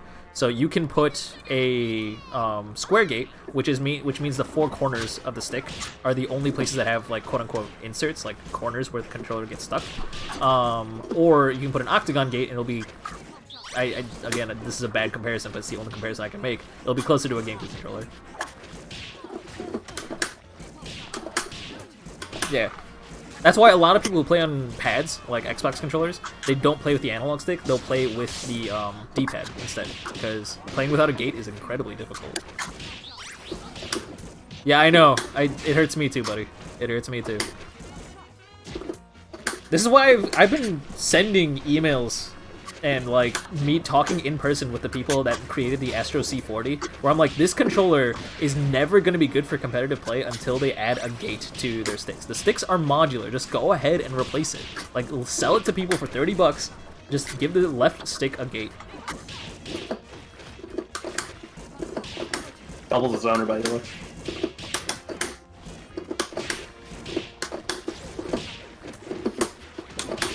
Lecture, she says. Got the hit. There's the lecture. You did the zoner thing with Peacock. I'm doing it this way. Got it. I honestly don't see the difference, Frank. Like, you're both bullying, so. Oh, we got both characters. Do we have these? No, we don't. So obviously you want to confirm into that, go into a snap. So this is a more of an intermediate thing. I'm going to explain why double snaps work. But basically double snaps work is because the infinite protection system only applies to the point character. So if you're hitting two characters and then you snap, then the mid-screen character stays and you can do an infinite combo on them, and then they'll die. Whereas the mid-screen, or the point character will be thrown into the back. So that's how you get rid of a character for free. Learning a double snap is going to be important, but right now just worry about learning a B&B, because you're dropping combos. So, getting it on zoning is difficult as heck. If you're going to do it, you want to be doing it safely. Things like flush step, things like bypass, they're not safe on... Well, flush step's definitely not safe on block because it's not a hit, but... if the other person blocks it, you're going to just get hit, and then you're going to go full screen or just die straight on. The best answer to zoning, especially non-peacock zoning like that, is just slowly working your way in with, like, double jump. That's definitely the most consistent answer, because there's nothing they can really do about it. Pennywood plays top 1 Evo? Heck no, dude.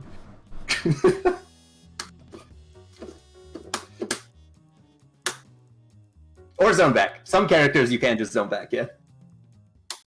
Okay, so Sam, because you're good at remembering these things, remind me that Live Shockwire is here and they're gonna play after the end of beginner bracket. Gentlemen and ladies, it's Sam? Oh. Hello, Alright, chat. Because you're good at remembering things, Live Shockwire made it back. Just we're gonna have them play against an open lobby at the end of beginner bracket. So just remind me. Oh, you were asking me to remind you that. Okay. I got distracted, so I did. No problem.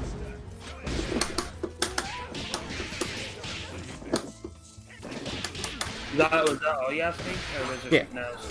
I just asked you to remind me. Also, reminder that neutral. raw tag is... I'm doing a tutor! Reminder that raw tag is not a very good defensive option. I was going to show you by snapping, but there was a bit of a spike. But they can always just put the other character right back in, which is really awkward for you.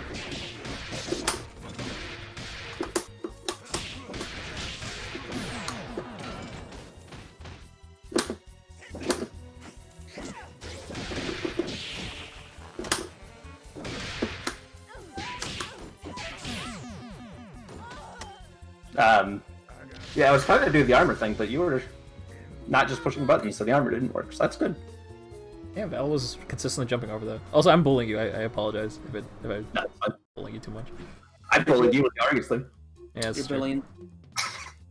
You both are bullies. Both Val and Parasol raw tags are unsafe. You just have to get closer, is the thing. Yeah, there's a teacup combo for unbanned. Like I said, if you DM me, I have inputs for the banned-only combo. What's that third thing you do? Mix-ups? High-low mix-ups? I do high-low, low throws, armor, and projectile zoning. Okay, so I haven't done high-lows. I'm doing it on Parasol. You better watch out for these two guys. They're bullies. They might ban you just randomly. I'll cut you down to size.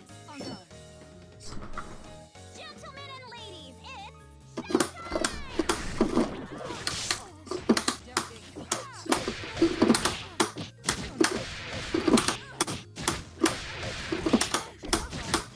Haven't seen a single high or low. There we go. I'm just making sure they're,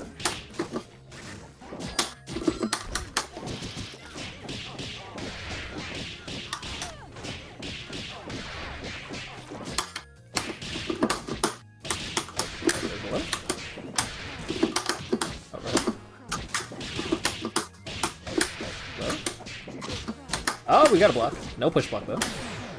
Yeah, definitely got a push blocker out.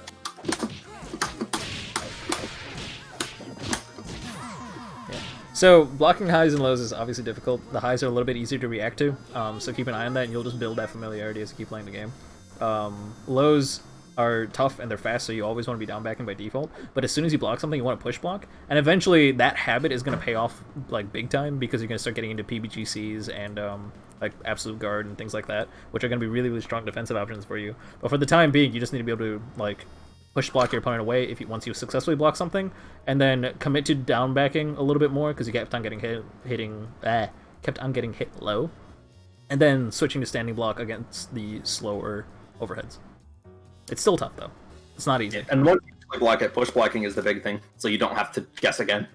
Mm-hmm.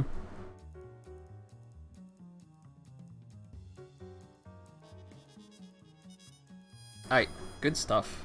So hopefully that was helpful. Hope you enjoyed.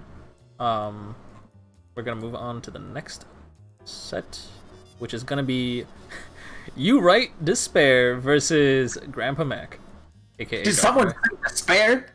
Yeah, I thought I laughed at this name for a solid like 30 seconds when I saw it. You Right. The team name is You Right, and the player is Despair. I can so get behind this. I think I remember. I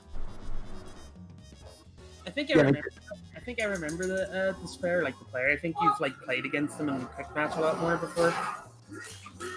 Have I? Yeah, because I remember specifically Despair. So would I. I think I remember saying something like that on stream once or twice. Yeah. I think my favorite two players that fought against each other was me versus myself. Like, there was a player named me, and there's a player named myself.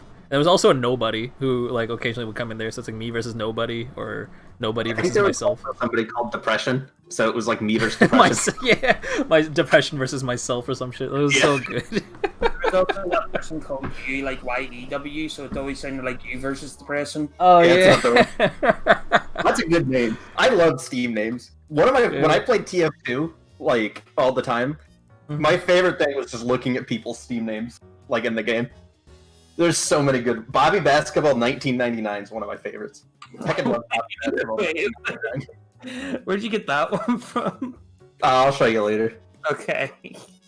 I know in Blizzard, like, anytime someone makes, like, a weird joke, like, I know Tastosis talk about this all the time, where it's like, they'll, like, they'll be talking about the word moist. Like, it's like, yes, it's a bad mouthfeel, it feels too moist, or some dumb shit like that. And they're like, moist mouthfeel is now the most popular, Blizzard name on StarCraft. Like, they just know that that's what's gonna happen. Okay, I've seen Parasol Bella. I'm excited. I've been playing this team for, like, 2 weeks. I like how you're not using Element H shot versus Fortune, because, yeah, I guess to dash under those for some reason.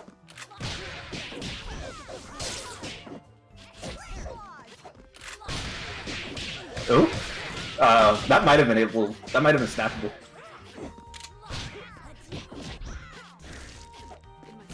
At this point, you should, especially Grandpa Mac, but both players should notice that their assists are kind of bleeding, and want to be a little bit more careful of calling them. That's something you definitely want to keep an eye on if you're calling it a lot.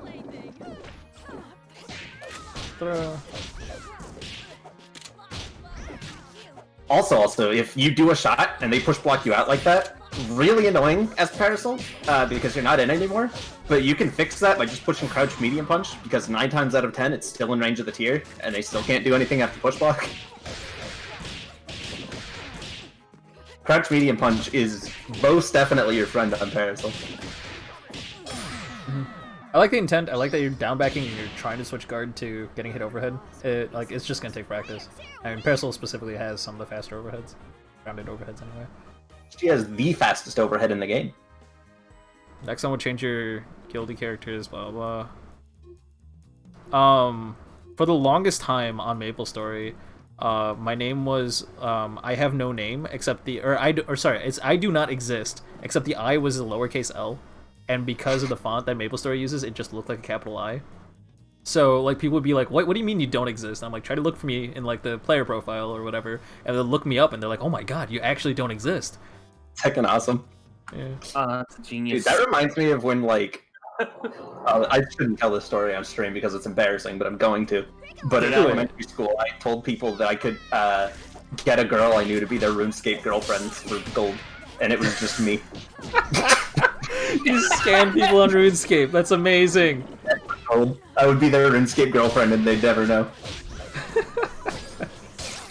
Tcm was like rampant in the old school MMOs like MapleStory and RuneScape.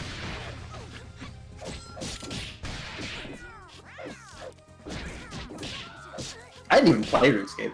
That's the thing. That's great. That only makes it better.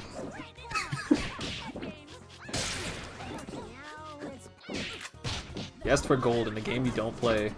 They can be a girlfriend to a player in a game you don't play. Really, that should have been an early sign for something, but I guess I never thought about it. Anyway, Misfortune, if you're looking for a button to push in their face like that, Crouch Light Punch is exciting and all, but Stand Light Punch is actually a god button. It is the tied for the fastest jab in the game with Filia, but unlike Filia, it's gigantic. So you can just keep pushing it. Like, I have beaten people in quick match only pushing Stand Light Punch and then just dashing forward and doing it again, and that's it. It's hard to deal with.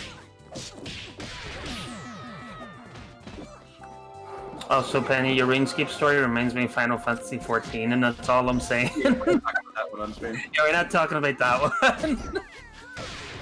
I really like that Grandpa's been consistently stopping. Like, Grandpa is like really building his fundamentals here, and I really like that. Like, he's been stopping all of his pressures after medium. I don't know about the spacing with the medium punch, crouching medium punch, but other than that, like, you go into light medium, then you stop. Sometimes you frame trap with the special right afterwards. Like, good conversions here. Like, you're building your fundamentals really nicely. I know you're trying to react to the overheads from a down back. Like, all that stuff is like, really standing out. I do like that. I'll also say, though, that while it's really good fundamentals, with this team specifically, the more you play, the less you're going to do that. I mean, true. Because Bella's going to be either frame trapping with, like, sweep or run stops or command throws or something. And Fortune just never wants to go to the medium in the first place, because she's either doing instant overheads or, you know, lows. So if you start to feel comfortable with that, start playing around with, like, IAD stuff and hit confirming that way. Or... you know, throwing out a sweep or a grab or something on Bella. Mm-hmm. And let's talk about fundamentals, Grandpa. Like this is a good place to start. But like I keep telling everybody, it's time to learn a B&B. You're getting hit confirms and you're not killing. I mean you are obviously, you want it round, but like what I mean is like you need to start getting everything you can from a hit confirm. A hit confirm is a very beneficial scenario. And you only getting a couple of strings off of it, or like a super and a DHC out, like is not enough. And that's the only thing stopping you from being an intermediate. Like you're like right there, you should be an intermediate now, but you need to get your combos done. Also, a reminder, if you want to practice hit confirming, and everybody should be practicing, even intermediate people should still be practicing it, because it's hard, very easy to drop it. If you want to practice it, the practice dummy has a random block setting, and that's a really good way to practice it. So good. This is like Mac's third team. That explains a lot. Cause like based on how they're playing, they should have been an intermediate a long time ago. And I think they have been an intermediate at least once. Like I've seen Darkrai. I don't actually remember if Darkrai's played an intermediate yet, but like I've seen Darkrai around more than enough at this point. They have multiple weeks. Yeah. You want to know the most exciting part about Darkrai? They played MKX. Oh yeah? That's exciting.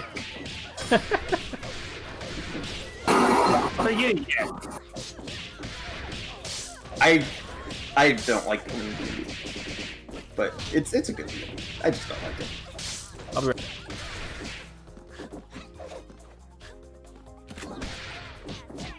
Just like that jump light punch reset thing. I hate that thing. I have played this game for almost 2,000 hours and I still can't do it.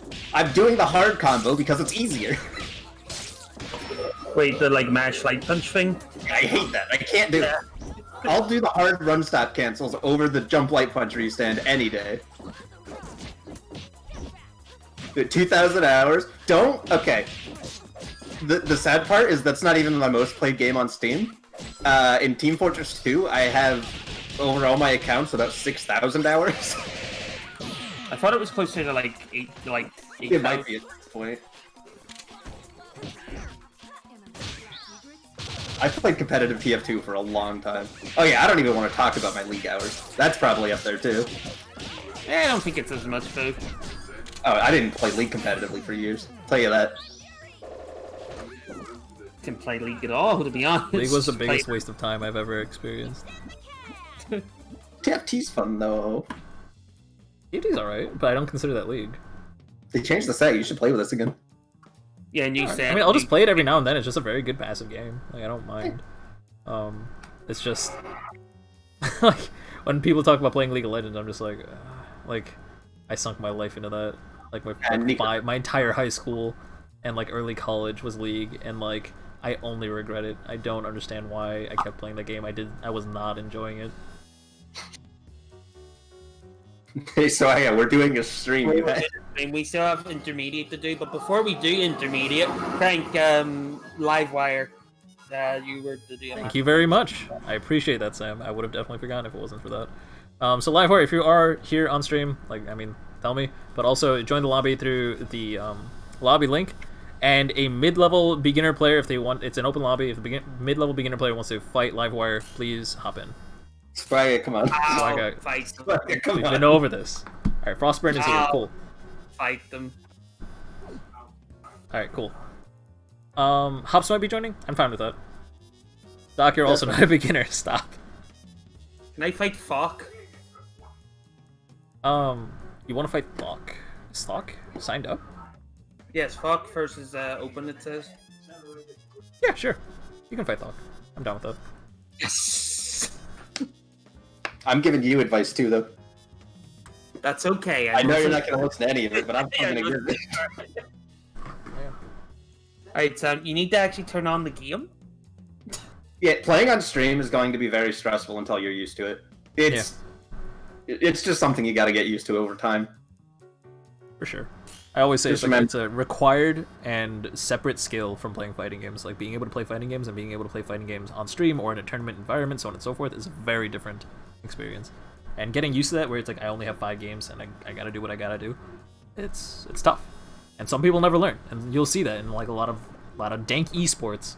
You'll see there's always that player who's very, very emotional and like never really got a grasp on their emotions, and that happens. 'Cause it's a tough skill to acquire. Sometimes it's just a curse. Like Cloud King has a curse of dropping important combos in tournaments.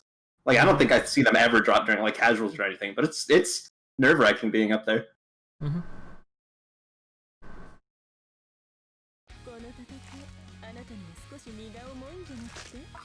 Just imagine everyone in their underwear and you're good to go.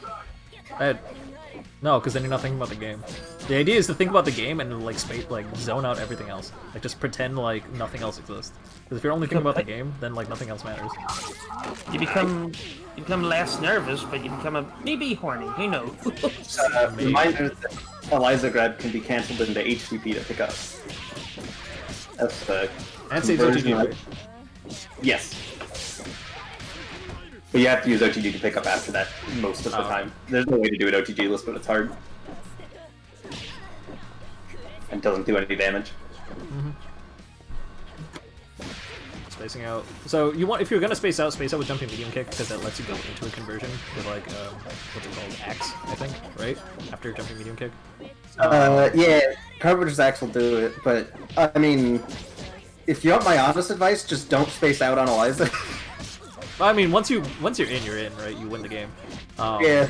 But like, if you are trying to space out your opponent, trying to get in on neutral, like, don't use. I guess more importantly, don't use jumping hard kick.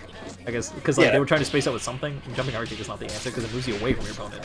Eliza's win condition is to have your opponent in the corner. Like, Eliza wants to get you in the corner and then just make your life miserable with IADs, air dash pressure, like left rights, just crazy nonsense that you can do in the corner. As soon as the other person blocks an Eliza normal, they should be terrified because it just doesn't stop. There's that bird insurance. I mentioned earlier that you can just skip the light spiral part. Just use bird insurance.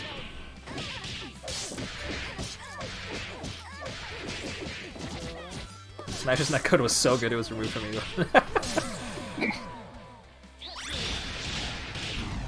Putting all the other games to shame, I see. You can replace Sakurai with all of Japan, and that checks out. That's pretty accurate. Interestingly, the Tekken guy, Harada, actually said there is rollback code inside Tekken, but it's implemented in a very interesting way. So people who don't understand what Tekken 7 netcode is doing, they should stop talking about Tekken 7 netcode. He was like, because I mean, Harada's always super sassy. Yeah, Tekken 7 apparently has rollback. It's so weird. I think it's what's contributing to the extra 2 frames of input delay on top of the Unreal Engine. Well, so just to point out, Swagger asked us to play League again. I know, I saw. Heck him. I just wanted to call him at some point. I might not even be here for the whole stream, depending on how long this goes, because I do have to go eat dinner at some point. So it's kind of fun, because like I loved how many people are new faces and like they're all joining the stream and stuff. But it is also something we're definitely not used to, because after it's been 3 years since we had this kind of player base. Oh yeah, for sure. And if I do have to leave for dinner, I'll be back after, obviously. But yeah. All right, ready up for your next match. Let's do the thing. Do the thing. Yeah. Yeah, we're just finishing beginners, if I'm remembering correctly, because I'm not actually looking at the matchups. Stop saying just no. I don't like this. Is setting thing you feel the delay? Yeah, okay. I mean, because it's an open lobby, like I don't care too much. Sorry. But in general, it's like, I mean, I'll just do the same speech again. It's like, make sure you guys aren't downloading anything in the background. Make sure you're playing on a wired connection out of respect for your opponent. If you think your Wi-Fi is good, it's not. It just means you don't understand how Wi-Fi works. So on and so forth. Netflix. What do you say? No Netflix. Not here. Yeah. Netflix can wait. Kangi's asking if we can move their match further back. When is their match? That is a very understandable field, Kangi. They're after Falk, which is the third match they're doing. Yeah, sure. We can push that back. No problem.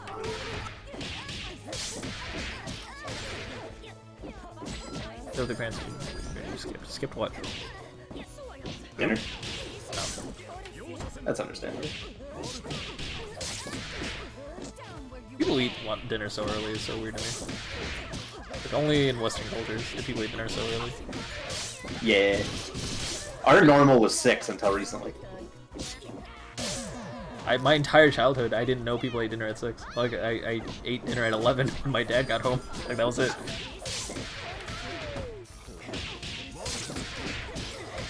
Yeah, my parents go to sleep at like 9 right now. Crazy. I mean, it's kind of understandable for my dad because he has a 3-hour commute and he has to be early. And my mom just doesn't sleep, so you know. She takes something crazy like 50 milligrams of melatonin a night. I mean, melatonin you can't overdose on. Like, you can take a bunch of melatonin; it doesn't do anything. Melatonin doesn't actually help you fall asleep faster; it just helps you stay asleep once you're asleep.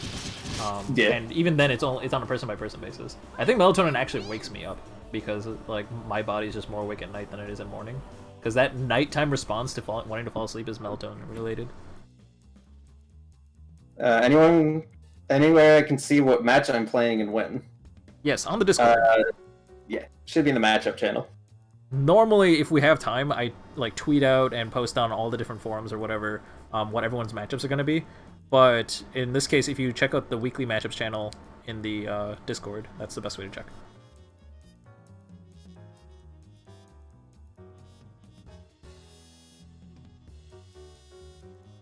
Crunchy, you misunderstood. It's 1 to 2 a.m. every 3 days.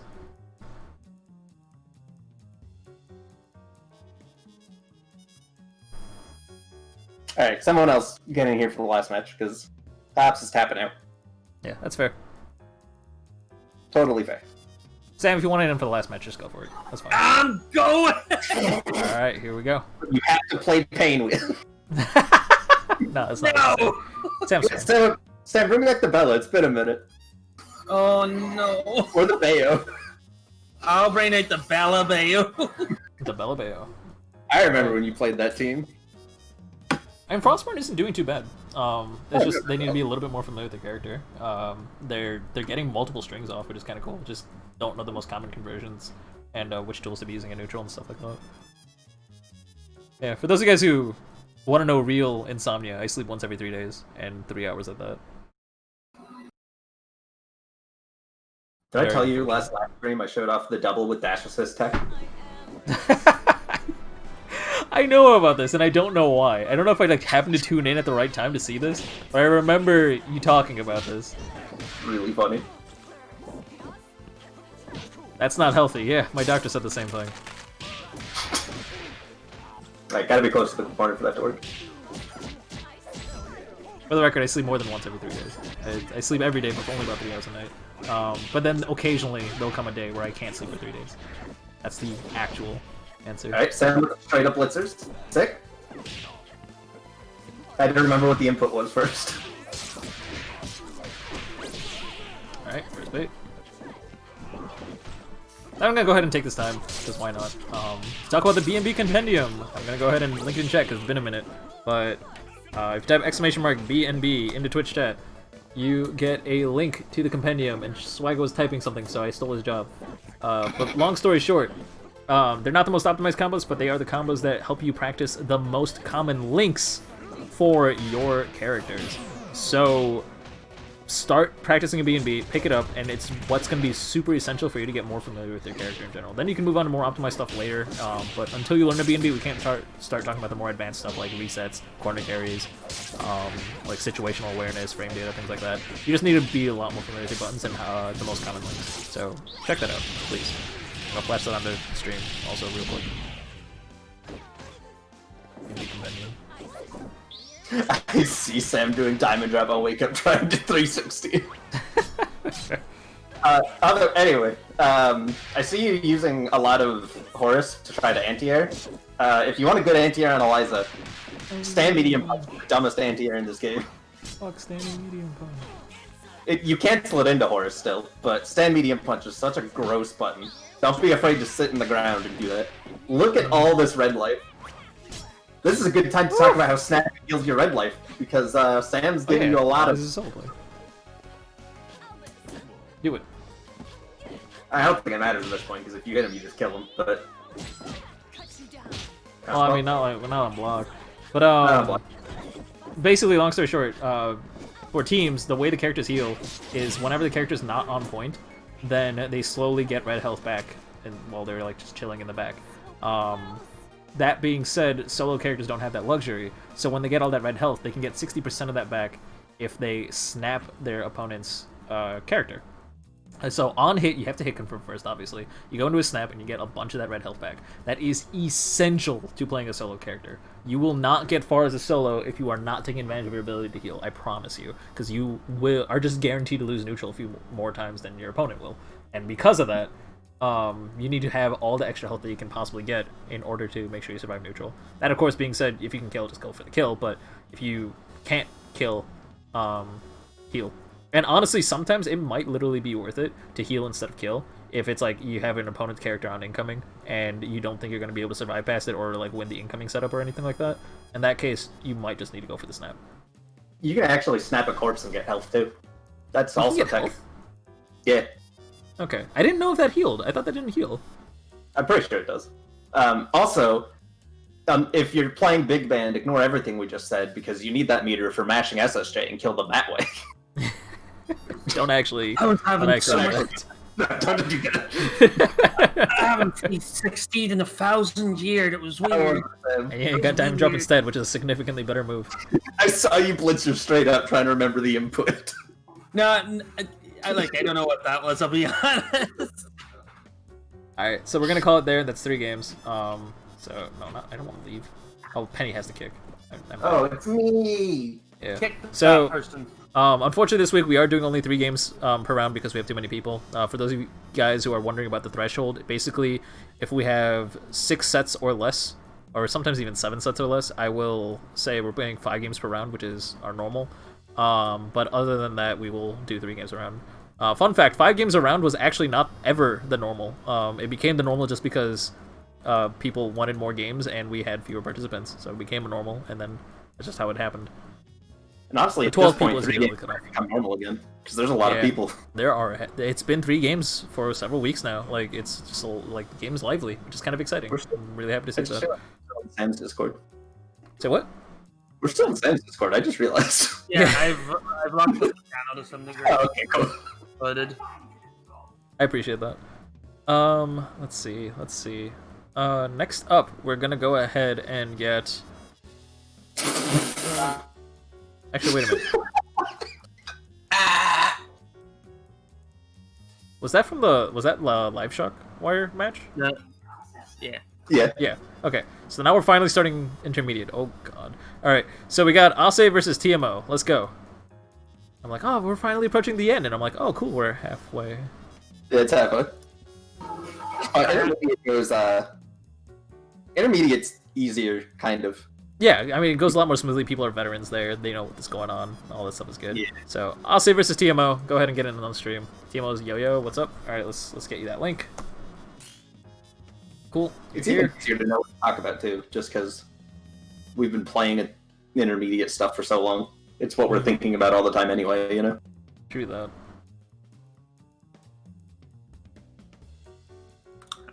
I just want to spike the 360. That's what I want to do. He jumps. I jump. Oh, so the reason why Swagger came in there screaming was because I had it like set to 4 people. So he came in there screaming, "Now it's 3 people. He can't join anymore." Come back in. I was gonna ban him from the Discord. No. I just moved him. I mean, I can't ban him from the Discord, but I can take his role away and then ban him from the Discord. No, don't do that. Hey there, Selfish King. Thanks for stopping by. See you around. It looks like Ase is not online. They haven't been online in several hours. So, it could be just Steam being a bully again. So I want to give it a few seconds, but it does look like we're going to have to open this up again. Which is probably good, because both Ase and Timo have almost no hours in the game, and they both chose intermediate. And I feel like exposing them to what actually intermediate is instead of playing a glorified beginner match is probably very, very important. But who knows? Who knows? The golden rocket launcher. Passed down from generation to generation. Which is like one generation, maybe? Yeah. I don't know, I sold mine. And I made $20. Woo! And I'm gonna sell my sniper rifle for 80 cents. Profit, not just 80 cents. Timo is OD? Alright. I wanna see it. I mean, technically I saw it last week. That's fair. Let's see. Sam, you wanna fight this person too? I don't give a fuck. Yes. Oh, you Actually, get to wait, play man. your real team. Actually, I do want someone with a full combo. Actually, give me a second. You can play Thok, though. I do want to pick someone with a combo. Thank you, Sam. Hey, Dunce, you want to in on this? I know your match is later.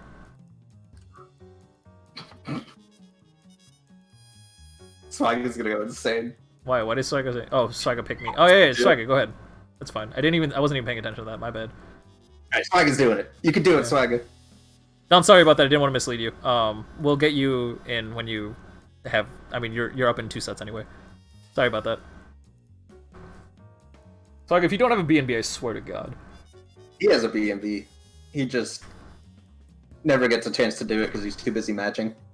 Oh, he's Matching? too busy Matching. hitting the random character select. Like, I don't want that random character select. I want to see a team.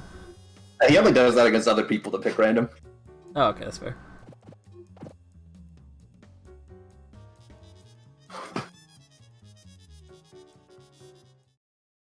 Yeah, this is probably gonna be Painwheel Parasol. Or Painwheel Brass, one of the two. Oh, TMO clowned you. Oh shit, really? Okay, so TMO only has 80 hours in this game, so that implies that they have a lot of experience in other fighting games. I feel like I already knew that. Deja vu, I feel like I already knew that. I proved my point. TK viewer super rad start. You can lose Parasol immediately. Okay. Okay, drops the second string. Alright, I got scared for a second. I'm like, oh god, this person's legit. Alright. Alright, Fiber's good movement tool there. A-Train, really? Okay, spacing. I mean, I made here. some fortune A-Train. Go look at my tech. Buy my book. Those guys who are wondering, Penny does actually have a book. Type !guides. And It's not a fortune A-Train. It's great. It's because it's like a video format. So that's like Not a book and fortunate. more like a pamphlet. Well, it's a 2-hour stream highlight. Oh, Okay, it's wrist a 2 level hours? 3, back to neutral. It was a different guide? I don't know which one's linked, actually. Yeah. But you have the 10-minute one. I don't actually know though. I do. I don't know which one's linked. That's a pamphlet, the other one's a novel. Alright, grab. We're not at full into yet, so... No pillar. Butchers, destroying healer. Absolute guard, but then stayed down too long trying to get the pillar up. I get you, Swagger. I know what you're trying to do. Put the paint over. That's good. I like that. Yeah, good snap awareness. Combos need a little optimization. I'll say that. And I gotta stop doubting TMO. I think TMO definitely belongs in intermediate. I just keep forgetting.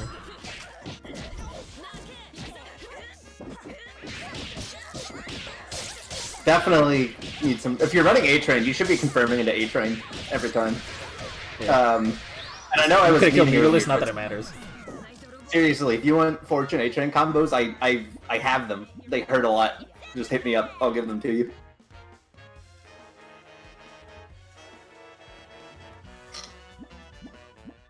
Did TMO do any hitless stuff yet? Or no? Okay.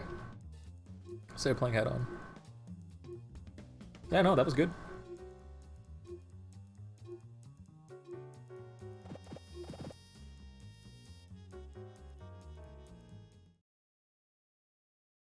Fortune A-Train. I mean, Fortune A-Train is. She doesn't get anything during the A-Train time, which is normally why you run A-Train. But she does get to do discount Gato loops, like what's left of Gato loops. And those things hurt really badly. And if you're running Butchers, you don't need Brass. Or you could run Beat Extend, but eh. This is one thing Eliza Fortune didn't A-Train. need any more of its damage, and A-Train gives it to her. Eliza A-Train's nutty too, so it's not bad when Fortune dies either. Okay, let's go. It's your combo. No, she dropped it. Clever. Alright. Nice. We got the hit. This is dead. This better be dead. I would be upset if it's not dead. Swagger! Dead. You ran out of buttons. I thought you wanted to have someone who knew B&B. He turned into the light off the fire, so he ran out of buttons. He knows 3 more strings than you, Sam. It's true. Right? He still doesn't know B&B though. Oh, okay, this is there. Why though? My guy, you don't Me. need to be on zero mirror. Alright, that's fine, whatever. Got an overhead. Actually, that I don't know if you were expecting crossbar or something, because I didn't give the overhead sparks. Alright, nails into fly cancel. Yep, that's a really good incoming. There's not much you actually get to do about that. Ooh, yeah, the H-press conversion afterwards, after the H9 step after an SSJ, that only works on heavies, and specifically band only, actually. I don't even know if it works on other people. I've heard it works on double, but that's only a rumor. I haven't seen it. Alright, Slaga wants to get Tame Wheel up soon. Stagger into Raw Tag. Or DHC, one of the two. I would just do a full Or B&B. just kill. Swagga's gotta, at this point, be thinking, it's like, alright, I gotta actually finish a combo. Alright, cool. It's for my pride. Yeah, seriously. And it kills, so even better. Alright, good shit. Well, the reason you don't do that is if you just don't run Bea. Yeah. Because that character's annoying to play.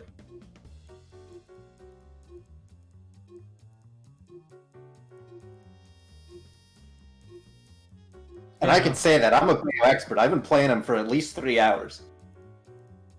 It's so weird. Like, does TMO usually play on PS4 or something? Like, I can't remember why I remember it making sense that they were in intermediate last week. Because I definitely knew this at some point. And they're playing like they've played for a long time. They're not just playing like, oh, they came from another fighting game. They're playing like they understand spacing and neutral in this game really, really well. It's kind of crazy to me. Okay, but seriously, you should optimize your combos. Oh, for sure. I'm saying DM me, I got the tech. I don't have Fortune solo B&Bs, those are on the wiki, but for I'm not gonna A-Train DM you specifically, between his matches. yeah, do it right now. As you're playing. Yeah, that's ambiguous. It's tough to deal with that. Counter hit.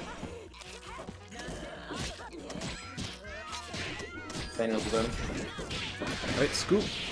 No conversion though. That is tough. What do you do from that spacing? Like, I think you can just dash up 5, right? And then convert out of A-Train? It might have even been not long enough for that. Honestly, the hard knockdown's not awful there. But, I mean, trying to get something off that's not awful either, because if you miss, you still get the hard knockdown. You should still, try. Killer. Alright, got him low. Jump hard punch should not be a pain in the mix-up. If you're gonna be using jump hard punch, you should probably be using either jump medium punch or jump hard kick instead. They'll do the same thing, but better. I feel bad for not remembering. Whatever. Let's see. I don't know. There was like, I was just playing the characters as intended. I didn't get to see too much Eliza. I wish I could have said a little bit more about Eliza. I honestly don't even remember what assist he's running with Eliza. Butchers. Oh, is it Butchers? Okay. That makes sense. That makes sense. Fortune Butchers is terrifying. Sunset played that for a while. Huh. If you're trying to get to the other side, you should just fly to the other side. It's a lot less committal than jump hard punch, because you can block out of fly at any time. Sorry, Haku. Sam already called it. No, we're just gonna have Sam go. Next time for sure, though. Yes.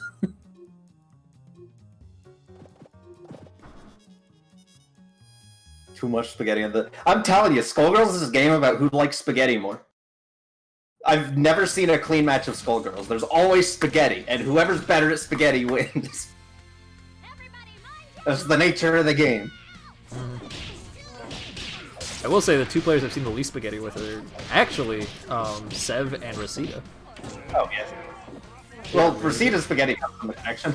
Yeah, which is unfortunate, but if the connection's good, Yeah, like, it really- he plays fucking clean.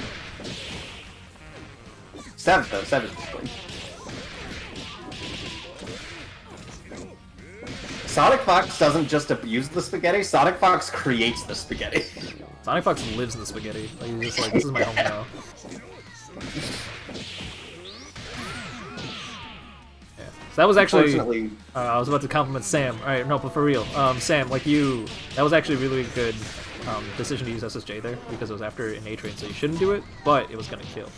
Good shit. he did lose the corner, unfortunately, but... Nice. Stop using A-Train in neutral. Did I say both he players. about Sonic Fox?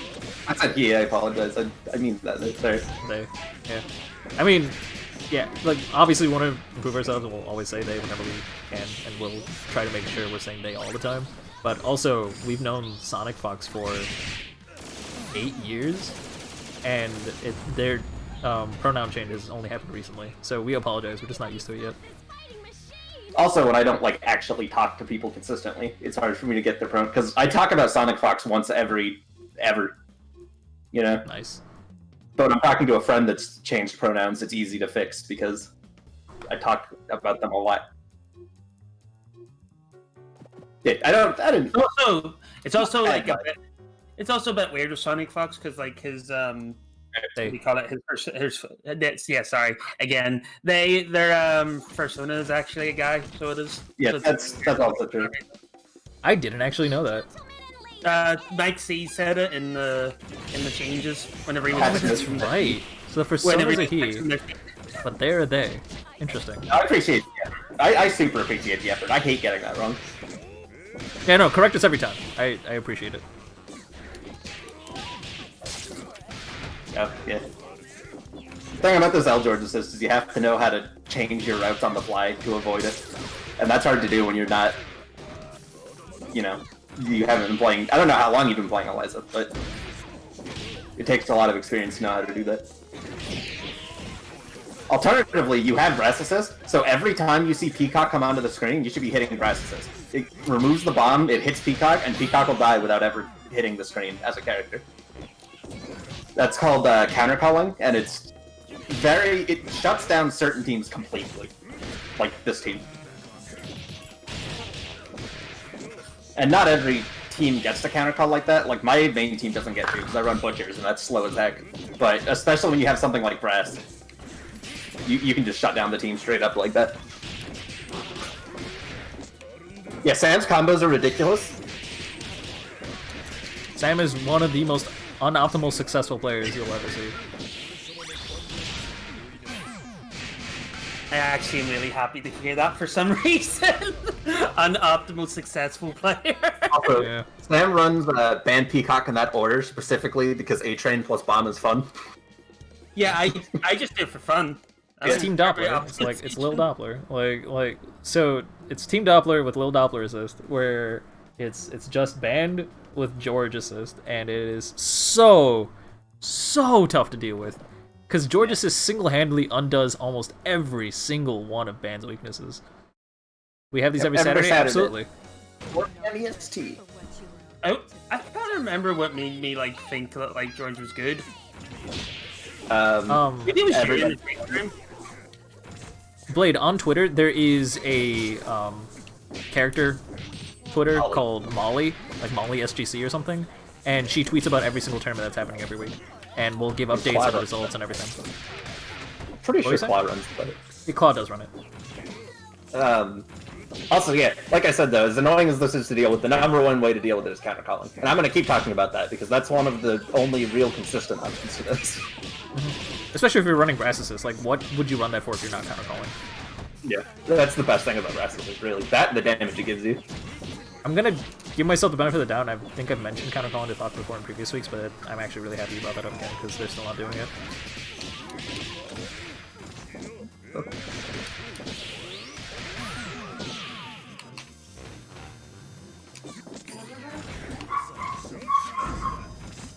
Which team, Kengi? Because Eliza A-Train is a big thing, and Doppler's team is Doppler's team. Like, that's been a team for a while. There's lots of people who play both these teams. It's kind of rare for this order specifically, but it's still done. What, Ban Peacock? Oh, yeah. It's the other way around. But... Normally it's the other way around, but you'll still see, like, again, Doppler. I keep saying Doppler, because he's the person who really made this team iconic. The Peanuts ran Peacock Anchor. I like Peacock Anchor. Did Peanuts run double point or second? Yep. It was double point, yeah. And the Peanuts came up with a really stupid land cancel left-right with Crouch Hard Punch. And I still abuse the heck out of that because it's really dumb. GG's fuck, by the way. Oh, thanks Swagga for... Thank you, Swagger, for gifting us a reminder that we are a pussy non-profit stream. All donations and subscription money goes straight towards funding and increasing the prize pool for the prize pool tournament at the end of every month. It's the fourth Wednesday of every month. Thank you so much for supporting the SGC. Your money is going straight back to the players. I have to interrupt you real quick. This is important. Drills! Drills! Haven't done that. Drills, it's so good to see you. We were talking about you a lot the last like 3 streams because someone is playing Squiggly Set Barrel Assist, and like we've seen it twice now, and it's. I'm glad that people are using your tech, or at least trying to. Specifically send people to your matches and say go watch that. If you're looking for good big band players, Sage is a really good big band. Sev is probably the best big band. If you can ask Kenji for games, he's also a really, really good big band. Kenji might be the best big band in the world, but like that might just be him saying it over and over and over again and stuck in my head. Yeah. But like he's actually ridiculously good with that character. And Kenji likes playing the game, so just go ask him for games. I don't like. There was something I wanted to say for like fuck for that match. What was it? It was there was that moment where like me and him were just like both like just sitting there as big band for like a solid 5 seconds, just crouching and looking at each other. But he couldn't do anything because of George, and he tried to beat extend. I don't know what he would have done there. Jump over it. Yeah. Okay. Jump forward and block is the best option because Ban can't really do anything about it. You're a big band mirror. You do jump forward, jump light kicks. That's the only thing that exists. No, then you get hit by the George on the way down. If Sam Jump block, forward, which doesn't jump happen. Cancel it into Timpani if you have to. just jump. Don't do that. Crank's right. Don't do what I'm saying. Yeah. I may suck at this game, but I also have many experience losing by making bad decisions, and that is one of those bad decisions. You're playing big band. Jump forward light kick is the best. Same side mid, just like Kenji says. Same side mid every time. Don't think about it. That's actually kind of how I play Parasol. That's just a bunch of mids. I'll be back. Gaga saying, my family's heading out for ice cream as I type, blah, blah, delay the match with possible cancellation. I mean, I don't know how much to delay because it's like the second to last match, isn't it? I can delay it a little bit, but I mean, I can only do so much. Alternatively, we can play your match right now if you're here, but if you're not here, then we'll... Oh, no, it's third to last match. Yeah. Doc, we'll push your match back to the end. Don't worry about it. I guess before Kingy? After Kingy? I don't know. We'll see where things are at after that point. We're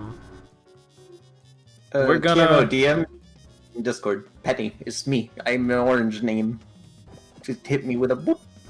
Oh yeah, you are orange. I forgot that we had orange names in that Discord. I'm so used to seeing green. Special. I mean, you own the Discord. I don't know this Discord. What? Wait, do I actually have like? Do I still have like the membership owner? Actually, maybe not. I don't know. Because I know you gave it back to me as soon as I came back. And I'm like, nah, heck you. You're keeping these privileges. And I think you still have our. You still only. I only gave you the one role because you're not even a co-host technically. Who's not a co-host? It's just administrator. Oh, it's just admin. Damn. The other one I gave you apparently. I guess you don't really need to be a co-host if you're an admin, but I guess I should give that back to you, or you should just give that to yourself at some point. No, you that doesn't have it. Who doesn't have it? Who don't have it? What's this You about? keep cutting out every single time, and I think you're saying you because it's the only thing that makes sense in a sentence. Does not have that privilege. Who? What is I'm happening? not joking. You keep cutting out. What is happening? You. Okay, alright, I heard you that time. What is happening? I apparently don't have co-host privileges in my own Discord. Oh, that makes complete sense because Penny was given like full admin things. Yeah, that's what I said. And you removed all your things, so you did. That makes complete sense. I mean, I'm an admin, like, I still have access to everything, I don't give a fuck. It's the same. So what's the... You have admin access then, what? But not the co-host tag. He does not have. Oh, well why would he? So when people Where are at we? co-host, they can at me also, you know what I mean? But instead they just... Oh, Well, I've gotten used to the point where at this point, anytime anyone has a question, they just at me directly, or sometimes Kenji. And Penny for anything that's not, like, big or DP related. Kenji seems to know everything about DPs. Just use beat extend. Let's actually talk about this game. Don't overcommit to hitting the assist, that happens. You have to respect your opponent's options at round start. Doc, I did see your message in Discord. I am pushing you. I guess I'm kind of asking. Do you need it to be before Kengi or after Kengi? Because Kengi also wanted to be last, so you can pick which one.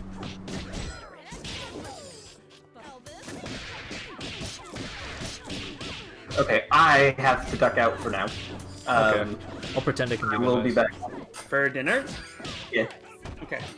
I will be back as soon as I can. Okay. What? Head trips the phone. Bird insurance is funny, but level 3 is the god-forsaken reversal in this situation. Good air dash over. Don't overcommit to hitting that assist, but it also worked out nicely because that extends the delay. But now you got it. Yeah, you needed to get a hit confirmed fast and snap. Alternatively, you have no choice. You can snap the assist character and still get 30% of your red health back. It's not as good, but it'll help you live. You're crouching like oh yeah, Timo saying yeah, you played SG a bunch PS4. Really good players in PSN SG just come. Oh okay, so you played like people like Dud and stuff. In that case, I understand everything now. I keep rushing my combos, so that's why I had a lot of drops. No worries. My crouching light kick wasn't coming out when I wanted to, and yeah, it happens. But like just being able to play consistently on stream at the same time as like I'm not saying you're nervous on stream or anything necessarily, but just being able to play consistently when it matters is an acquired skill. So I mean, just keep practicing the game because you're doing really, really well. Like I should have known that you were playing on a different console because it shows. It really does show. Especially if it's PS4 because doesn't it have like delay? PS4, well, it's the tournament setup, so it has 1 frame of delay, which is, oh, sorry, not 1 frame, it's like 1 frame more than PC. I think it's a total of 3.5 frames, question mark? It's weird. I think PS4 just inherently has 2.5, or like 1.5 frames of delay, or 2 frames of delay, and then Skullgirls engine is super optimized, so it adds an extra frame and a half. Something like that. I haven't messed with those numbers in a long time, so I don't honestly remember.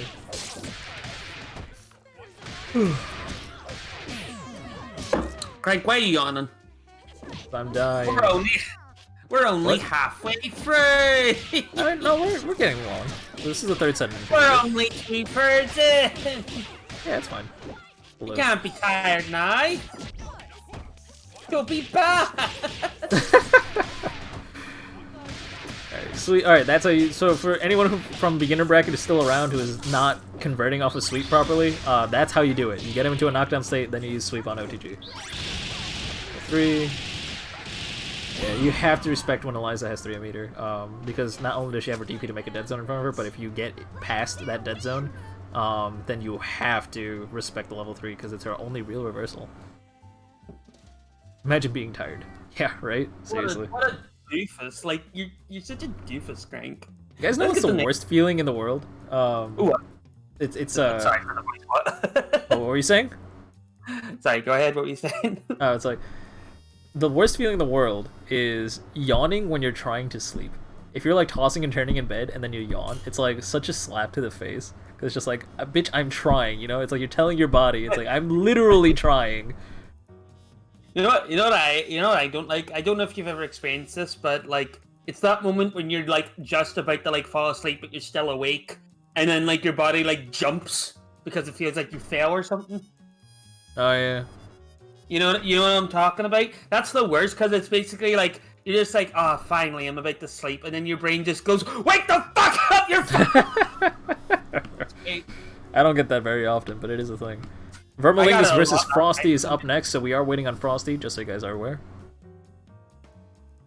I got it a lot last night for some reason. There's a good chance if you fucking sneeze... Wait, what? There's a good chance you sneeze if you look at a bright enough light. What? That's awesome. And horrible. That sucks. Like, how do you go outside? There was this, I also sneeze if a wall is too white or if I look at the sun. That's weird. I like that, but also sorry. Is that like a conditioning thing? Like, were you just conditioned like that? That's so weird. You don't leave your bed 90% of the time. Oh, I mean, I guess that helps. Sounds awful, I'm sorry.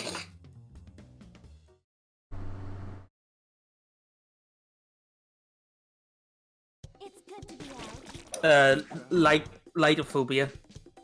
It's not a phobia. It is. The nose is like scared of like the bright light, so it's just like, oh no, it's shit. Yeah. I mean, I know one person, I should say, that's allergic to sunlight. But they get like rashes and stuff in the sun. They don't like start sneezing. Alright, jump forward, block, good stuff. Respect it. Your approach was good. You got hit by the 50-50 though, and that's tough to deal with. Oh, nice! Block. You could have done Daisy there in between the gap, and that would have caught Peacock. One of the few times where reversal Daisy will actually work out in your favor. Because it's, you know, mid-super.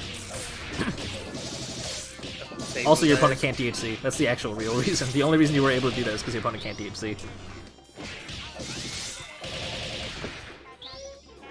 So that is true. If you did just need to sneeze when you actually need to, you can literally just look up and you'll sneeze. When would you ever need to sneeze? I actually enjoy sneezing personally. Like, ah shit, I accidentally inhaled anthrax. Time to sneeze. Look at the sunlight. Anthrax. Okay, so, I mean, I'm gonna point out the obvious, Vermalingus. It's time you learn a better robo combo in the corner. That corner robo combo is not doing you any good. And also, you're not using your assist in the corner combo. That doesn't mean you should not learn a robo solo combo that works in the corner, but she should be getting almost AK in the corner. It's the only place where she gets damage. So if you have your opponent in the corner, let's do some damage. For real. I like that you're trying to approach a jumping medium punch, because that will punish the punch move from Peacock. I do like how you're using air dash cancels after the jumping hard punch to build space on the Peacock side. There were a couple of times, Frosty, where you approached when you probably didn't need to, because, I mean, your opponent was about half a screen away from you. Set up a Lenny and an item drop, and then start playing pressure. Because look at you, you have 5 meter, and Peacock is one of the characters that builds the meter the fastest in this game. So use it. You're not using Lenny at all. Lenny tech is extremely important. Like, Lenny, hold an item, and there we go, there it is. I hope you're not listening to the stream. I hope the stream is muted and paused or whatever. You should not be taking my advice as you are playing the game. You should be playing exactly how you normally play, and so you can make adjustments in long-term play. Okay. So you were saying they're, what do you call it? What do you call them? Crunchy, that it's a cool-looking Peacock skin. I think it's Tohu skin. It looks Toho, yeah. I think it's the, like, like ice girl that like appears in quite a The few. only thing of that them. confuses me is that in this skin, her hair is blue, but she's blonde. The Toho character's blonde, I think, right? Am I dumb? No, I think no, Oh, she's she's blue blue hair. hair? Might be Yeah, I'm pretty confusing. sure she's blue hair too. Hey there, Dims. Stream coaching, kinda, sorta. So we're like a 4-year-old stream where what we do is we try to match beginners up against each other, or even intermediate players against each other, and we provide constructive criticism on what they need to work on, where their gaps are, things like that.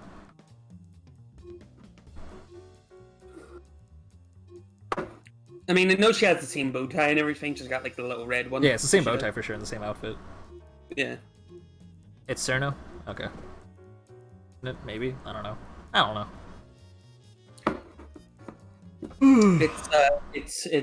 It's Icy from the hit game Panel de Pont. A cult classic. Called I fuck. I'm gonna stop before I get ahead. Good call. Alright, cool, we got into crouching like kick. You had to go into cremation. Alright, so that's a mistake I'm making a lot. Don't do it. Where after you go into silver core, just go into launch directly. Because cremation puts you so far away, I understand that you wanted to convert with silver core. That's understandable, that's normal. There's no reason to go into another light from there. You use it if you're crouching like this button. Just go into a launcher and then airstring and then land so you save some buttons. It helps your combos out a significant amount. By the way, I learned this in the. Alright, I'll wait after the match. Fuck it. Okay. Also, I think you're running Excel Assist. I hope I'm not dumb. Okay, I think I saw you use Excel Assist. Use it to build a charge. Make sure you're using your build charge. You might have done that. I just was not really paying attention. It was out of the corner of my eye. Excel good. Building charge. You can build a charge in a half. You can actually build a little bit of your tail charge too.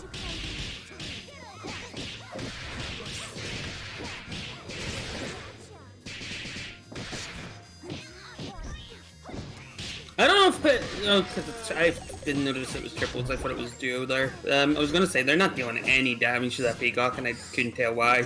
Yeah, that's well. They're not using the best combos. I mean, the squiggly ones are a little bit better. They're not using the best combos though, and on top of that, like it's yeah, the ratio. The ratio is rough. Peacock's got like over 3k HP or 30k HP or something. I haven't seen a triple versus like solo in a long time, so I've not seen that lack of damage for quite a while. So I'm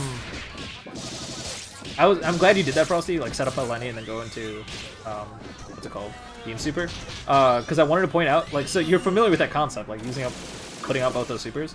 Something you should do is after punch move do that, because after punch move you can set out, or you can throw out a beam super and get some damage down. Otherwise they can tech forward, because it's a bounce, it's not a sliding knockdown. So they can tech forward if you don't set up or don't do a beam super afterwards, because the pellets will restand. In case you don't know. Oh, way too late. That definitely would have worked, but you did it way too late. If you're waiting for a level 3 item drop, don't bother. Like, it's more important that they get hit than you get the ideal item drop full pressure. Throw, didn't get the level 3. You could have done a buttload of damage there. I would have just burnt all 3 meter there, because you got builds meter way too fast. I don't know how to, like, to put very simply, your character can do so much more, Frosty. So, like, you're playing fine, but you can do more. Do more. Also, just a situational thing there, Vermilingus. Like, in between, like, the, like, laser and the what would you call them? The shots, like the pellets, yeah. You can reflect you have a chance to reflect, so you can reflect the pellets back and punish them for it. You have to be careful, though, because they might have, like, an item being held, and they could drop it in between that gap to, like, stop you. So, just fun be fact, aware that of item is also a projectile, so it's still something you can reflect. But I don't think you have, like, time. I think you're in, like, block stun the whole time.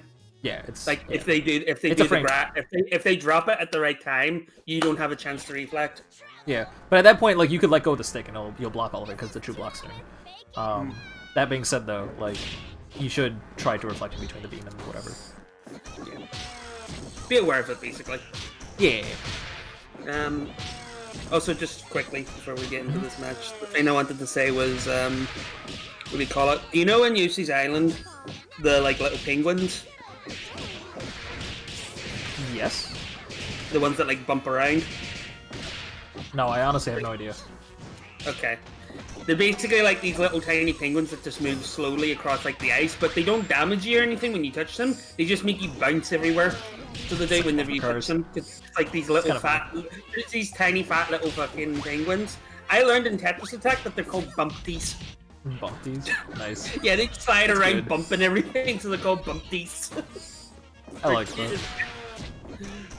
Just because Like we were the talking attempt about on the HP? ice girl.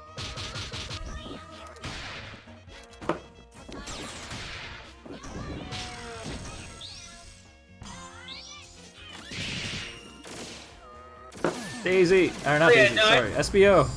SBO would have traded, but it definitely would not have been in your favor because the bomb would have exploded and you would have died anyway. So that honestly was not much you can do. I'm glad to... Yeah, I think you should have just not spent the meter. Also, Even if he I did have just the meter, saw he shouldn't have done it. Also, Joes, I just saw your message there, but you're welcome.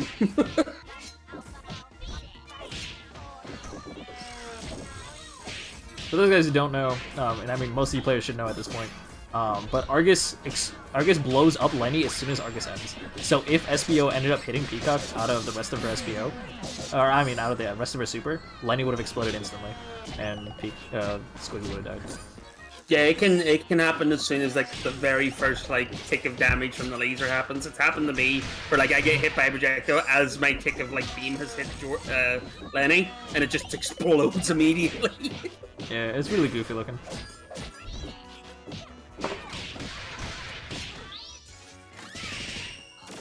I love Lenny. He's just an absolute unit. Just vibing. He doesn't even know, like, see if you like look at his animation, he's just confused. He's just scratching his head the whole time. Chat, I'm gonna ask you to support me for a second. How many times did Vermalingus try to reflect much at all? Because it felt like Vermalingus was almost not even aware of the option that they could reflect. After the set, can you answer? That would be no. I want to know if I should go intermediate with your Fortune Bella team. I swapped over because last stream I was told if you can't do a B&B, join beginner. No, that's not. It's a tough thing to talk about, and I'll talk about it in 1 second. Meanwhile, make sure we are getting the next people in, which are going to be Signature GLO versus Dr. Doc, which I did say I was going to push back, and I don't think he ever told me if he wanted to be pushed back significantly or not. So we're going to move forward and get Graham Sandwich versus Dry Eyes. Sam, I'm going to give you another thing to remind me of. Remind me the Signature versus Doc is going to be later. Okay. Also, just to tell you, Vermalingus just genuinely forgot they wrote in chat there. Fuck, I forgot about that, you know? Oh, you forgot about reflecting? Oh, okay. There you go. Yeah. I just like the immediate, like, they were like, oh, if I dropped so much, they must have just heard it and just went, fuck! Yeah, no, don't forget about it, because it's what makes Bella really stupid against a lot of characters. Anyways. Yes, it is going to be... Not Gilo. Gilo, your match is going to be pushed back because Doc is not here yet. It is going to be Dry Eyes versus Graham Sandwich. So... You can't kick them either. Oh my god, Penny's all-powerful. Gilo, please tell me you heard me. Alright, I'm going to see if I can add Gilo. Okay. Yeah, Yeah, you can't join right now, Graham Sandwich, because GL thinks their match is up. They didn't know their match was pushed back. What a twist. Yeah, get rid of them. Get rid of them. The Signature Leaf in Discord. I don't know if it's the same person. Alright, we're just going to have to make a new lobby. People in chat update him when he wonders why we all left. Frank, don't leave yet. Why? I'm gonna leave, right? And then maybe they'll like go, oh, something's wrong, and then we don't need to reset up the lobby. Ah, yes. Emotionally manipulative. No, Yes. I'm gonna go ahead and make the... Damn. Yeah. Create lobby. 5 slots. Copy. Sam, feel free to join. Graham's here. Cool stuff. Also, while we're waiting, another random Yoshi's Island fact.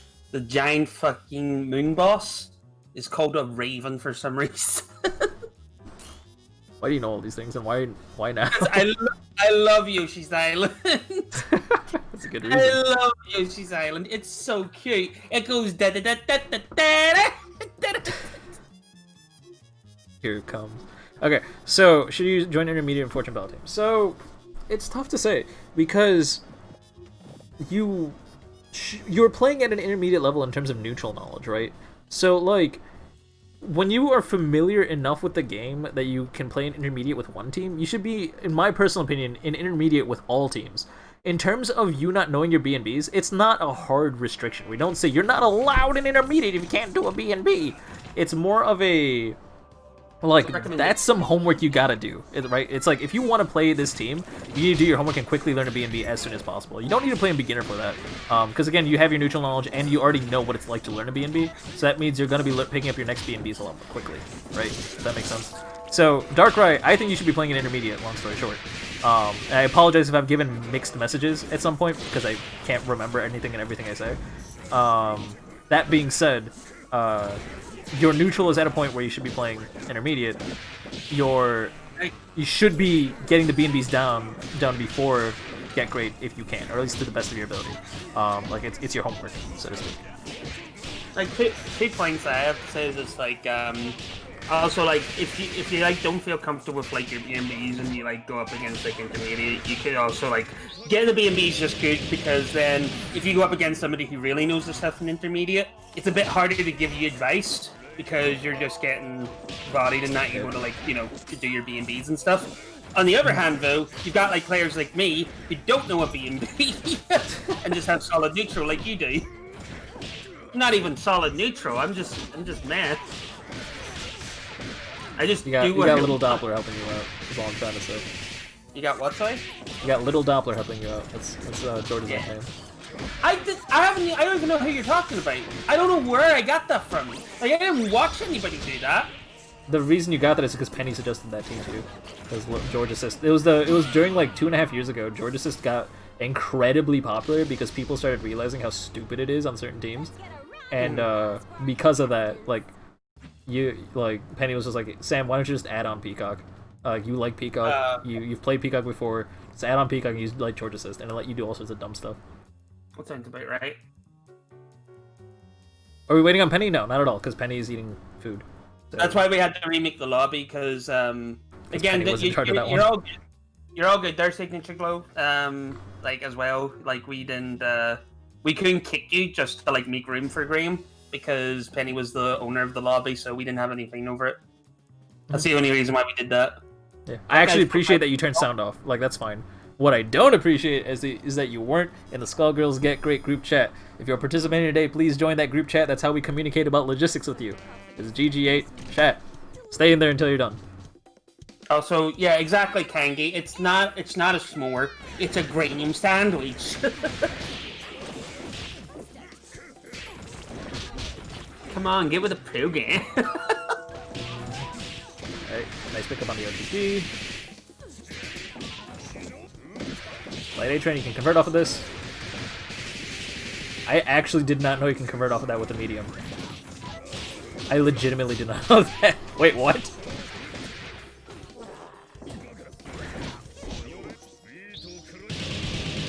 Okay, you want to be close to the ground, go into DP. Alright, cool. That's fine. Like, it's a punishable frame trap. But you can go to light DP, but it was actually a smart idea to block there. You're worked out fine. I think they went to do what do you call it? Super there to like pick up off the giant step, but they didn't have the meter for it. That's why they did another one. I think they were still like in a sort of like quarter circle motion somehow. I'm actually a little bit confused, Graham. I don't know why you press the button after you block the medium. Just keep respecting it. It's not like Big Bang can teleport like double. Like just chill and respect it. I guess unless you try to tech it, that would make sense. I can see you getting hit because you're trying to tech it. Like a tech throw or something. It was after a medium, I thought. I don't know. I'm dumb. Is that Big Bang color? What do you call it? What do you call it? Panzersoft? That's not Potemkin. There's something off about it. Doesn't look like Potemkin. No, it's. Is it? Yeah, it's Potemkin. Isn't it Potemkin? I don't know. The colors just Ban feel has... a bit. Oh. It is 100% Potemkin. Alright, thank you. And Ban is completely designed behind Potemkin. Like, that's what I think. Yeah. mean, I could see the Panzerfaust too, but Panzerfaust is just literally Potemkin though. He looks exactly the same. Panzerfaust is just Potemkin, so yeah, alright, fair enough. I think like because like I'm seeing like the colorfulness of like Guilty Gear a bit more, like I think it's like a bit too bright to be Potemkin, but you know.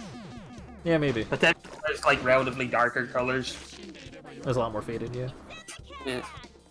But this game is shiny. This game's shiny. It's got a bit of polish, a bit of spit too, you know? The only spit in there is when your opponent spits on your face. Oh, why would you do that? That's disgusting. The spit's everywhere. Yeah. Unless you're into it, in which case you're degenerate. Learning a new team, can't do a B&B with Fortune yet, so I wouldn't enter an intermediate bracket, but with your Filia Fuku team you've played, so why wouldn't I wouldn't play against beginners. Yeah. Ultimately, I say this every time, ultimately the decision's yours. You can sign up for whatever bracket you want. It's just, when everyone's trying to learn the same stuff in a specific bracket, it's a lot easier to point out, what the fuck was that? I didn't see it, I was like reading chat. There was like a solid inch of space on my screen between Beat Extend and Eliza got hit. I was just like, what just happened? Also, like, again, like, you can sign up for whatever you want. It's also just like a recommendation as well, just for the brackets.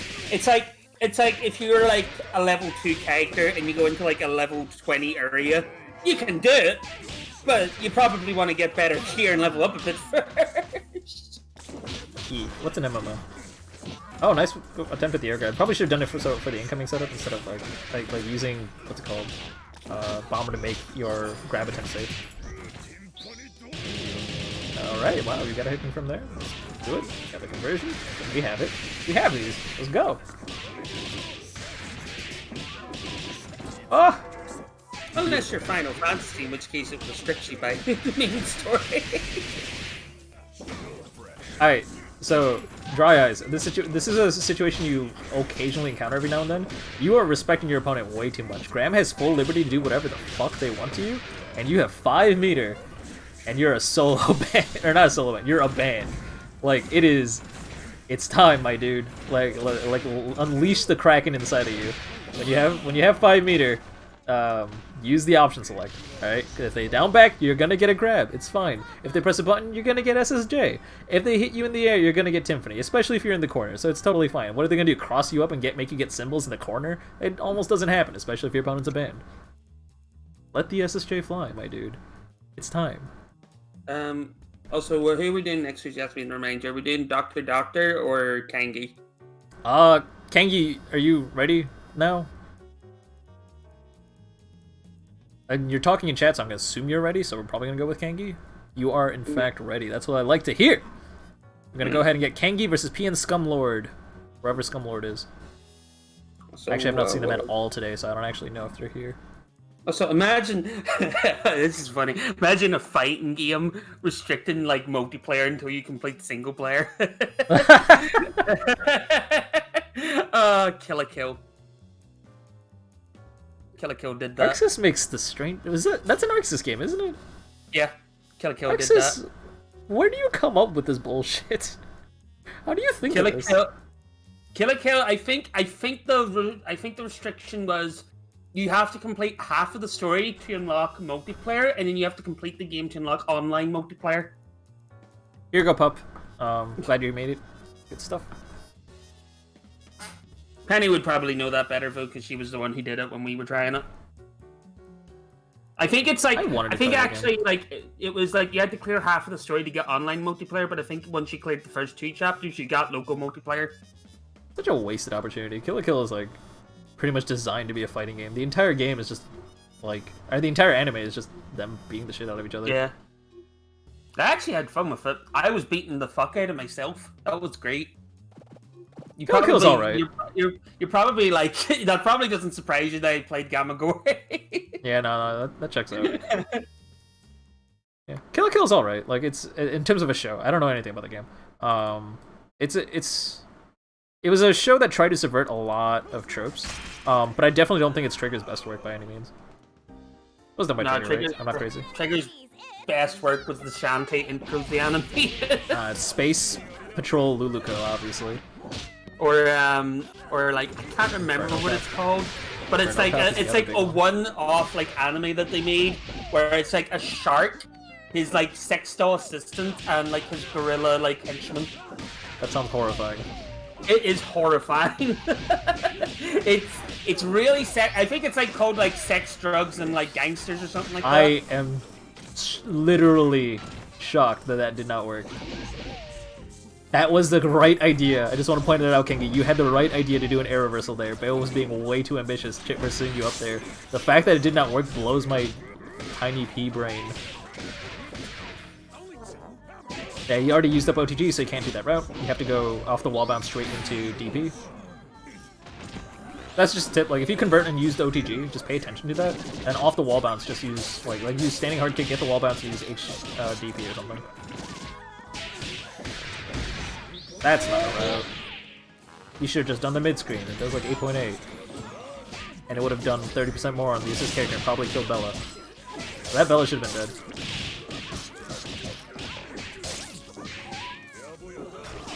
What was the raw tag for? Fun bullshit on Scumlord. So first of all, you might want to start picking up headless. You're in upper intermediate at this point, so it's maybe it's like mid intermediate. It might, because I want to point this out to every Fortune player. TMO, if you're still here, this applies to you too, because I kind of wanted to say this, but I also just was too busy observing where you are.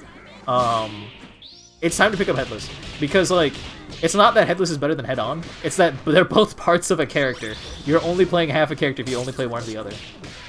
Fortune headless pressure lets you do tons of IAD bullshit along with what's it called? Along with the head to keep it safe, and along with your assist to make it even more annoying, right? And that's what makes Band's life a nightmare.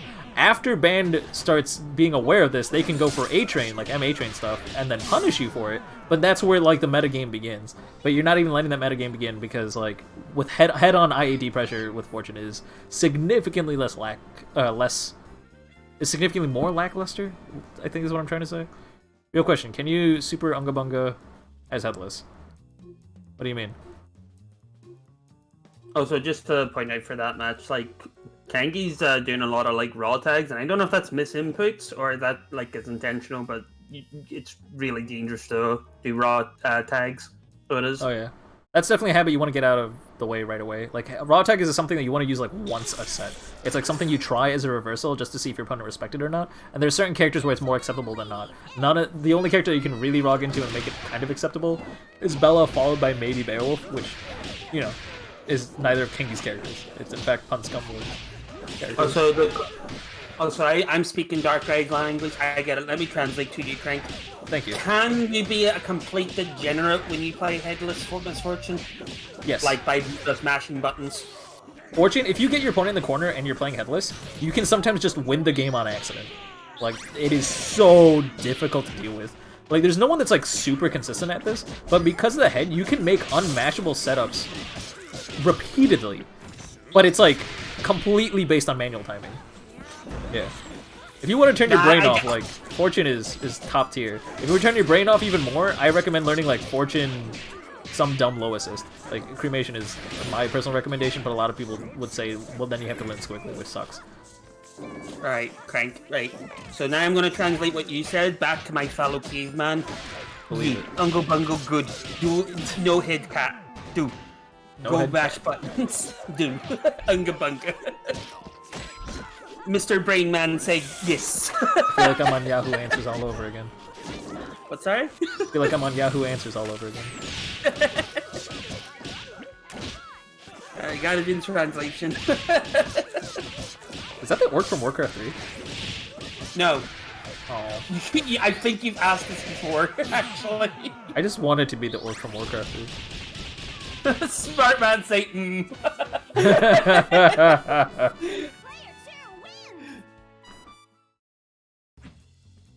No, it's Big Brain Man. Big Brain Man say yes. Mm.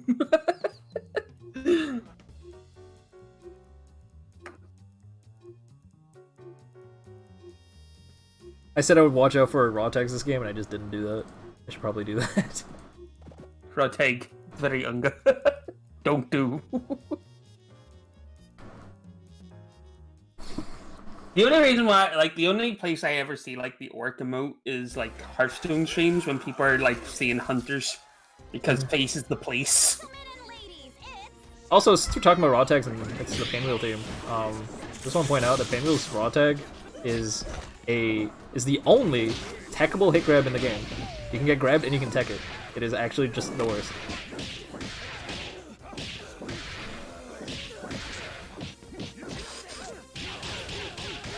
Nice.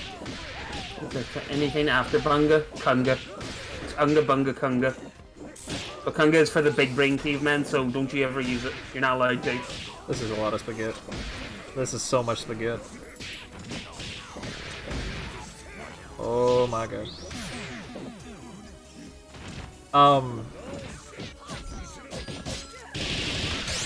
I don't know how to word this. Like, Giant Step is used as like a spacing adjustment tool because M Giant Step has like the vacuum effect, and Light Giant Step is like the faster overhead, but it's a risk, right? Because you're unsafe afterwards.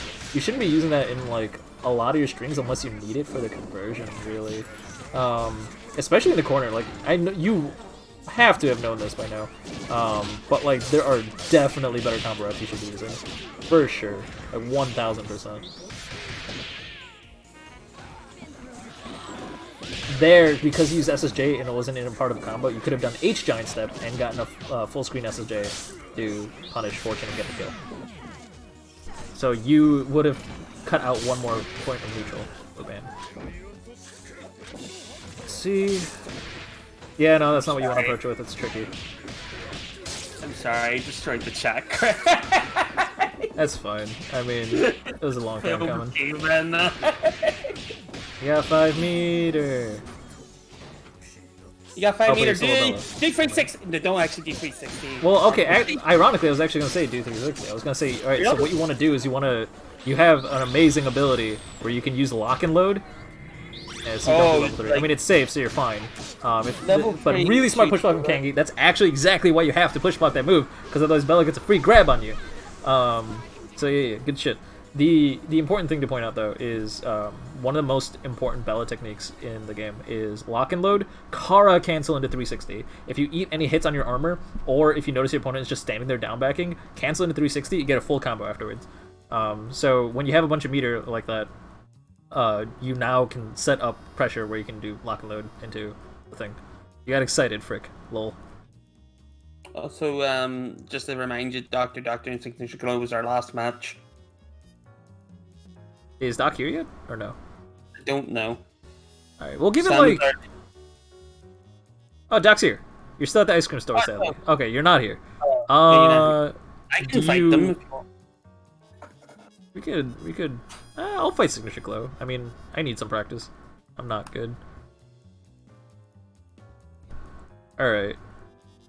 So Doc, do you think you're gonna make it back in a few moments, or you think it's gonna be like another half an hour? Because then there's no way. If it's like 10 minutes, then I don't mind making like an open lobby for a little bit. I'll fight you, so I will crank me and you fight till we wait. If Doc is gonna make it back soon, then yeah. Otherwise, I have to. Like, I needed to go like half an hour ago, but yeah, duty calls, you know. Sam is our leader. Teach us the Kunga. It's Donkey Kunga. It's the crank. You big brain man, know the Kunga. I do not have to poop. I need to charge my car. Charge. It's so weird. I just like to imagine you just got like a little tiny little like 2-pronged plug just trying to stick it in the fucking, like, you're sitting on your bed and you're trying to, like, you know the way that, like, when you sit on your bed and you're trying to plug it in without, like, and you just can't get it in? Yeah. Like, it's like throwing it out the window like a fishing hook, and it's just like trying to cling it onto my car. Yeah.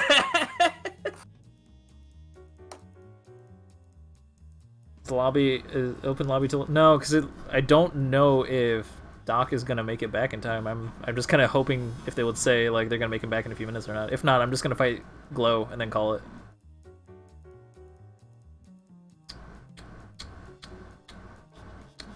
So just to tell you why we wait, the Kunga is not for anybody in this chat. Not big brained enough. We only just discovered fire. I don't think we're ready to like increase our like our grammar. Alright, Sam, I'm gonna have you keep an eye on chat. I'm gonna be right back. Tell me if Doc Don't says worry. anything. Like if Doc's gonna make it back soon. Hey there, Tommy! Good to see you here. Hello, Tommy. Um, Wait. I don't think chat's gonna go anywhere. I think it's just gonna stay in the Stone Age right now. yeah, it's fine. Just keep an eye on it. I'll be right back. What's Alright, happening? welcome back. Crank needs to charge his lobster. Okay, but what's actually happening? He says he needs to do something. We're waiting on to see if Doctor comes back from the shop soon. If he's not by the time he's back, we're just gonna do what do you call it? We're just gonna do one person. So we are. What? We're just gonna do what do you call them? We're just gonna do signature glow. So we are versus like somebody else. We're just gonna skip Doctor. Yeah, Sonic Fox can only Punga. He's like galaxy brain caveman. So he is. And I've turned the chat into caveman, so I Nice. That's Craig's trying to teach. I've turned the chat into caveman, and you were eating dinner. Everything's back to normal. Would Crank be upset if we fought? Do we have that waiting time?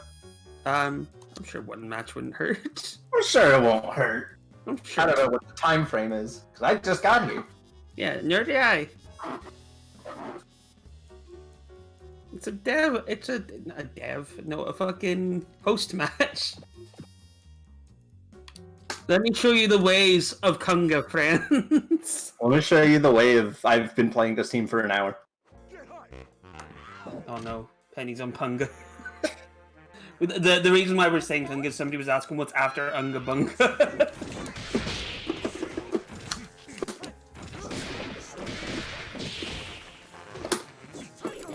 That was weird. It was. I was expecting to get hit. Do you know? He doesn't know.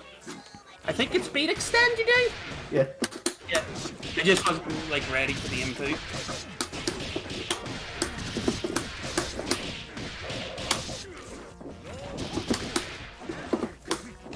Air grab. Oh, what's the combo? What's the combo? It's sick. Oh no! Oh, that was weird. Wait, what the fuck? Oh, That was weird. oh the cleanest! That's like for our shit.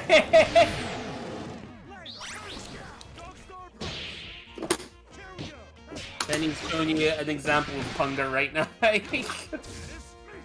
He doesn't know what's happening, but Josh kind of making it work.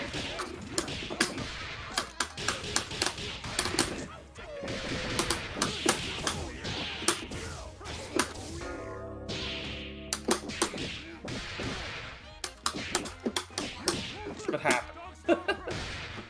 I confused what happened. The bar!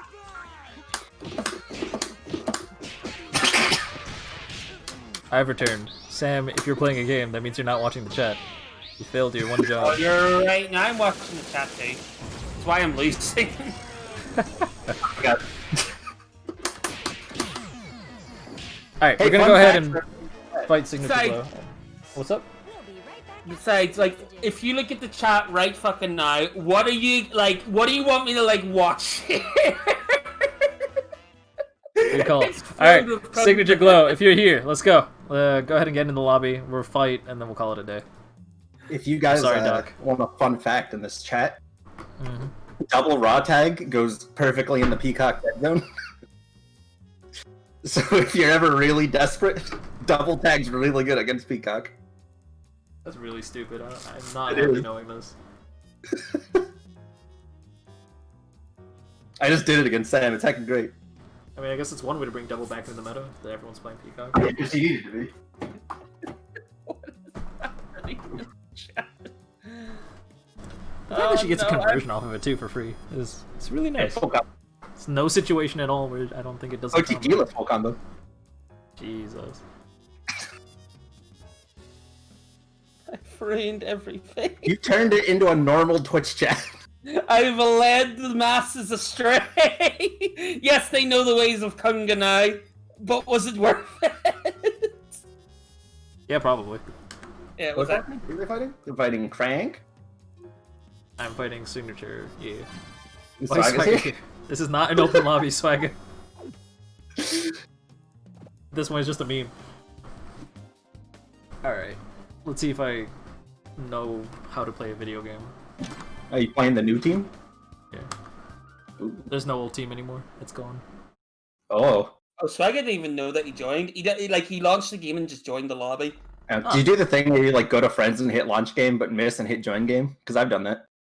No, that's actually happened. No, I know what like Swagger's talking about. I've actually done that before, where I've hit play and it just puts me in the lobby like immediately somehow. Also, this is not a good sign. Does this mean I get to critique Crank's Robo? Absolutely. Yes. What's stand hard punch? Make sure he's Wonga in. I don't think that one works. Wonga doesn't exist. That should be a combo. That's unfortunate. If you want to pick up off an OTG like that as Valentine, stand light kick's more consistent. This is an interesting route. If you're gonna use Excella, I recommend optimizing your combos for as much damage, but we're an intermediate, right? Yeah. Yeah, optimize your combos for as much damage as you can, especially with Excella. You can just one-touch people with this game. Is that M-bomb?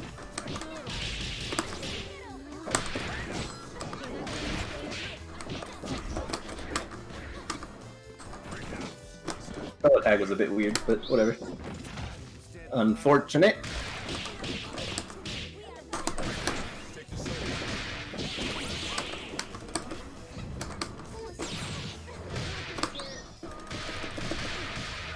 Confirm.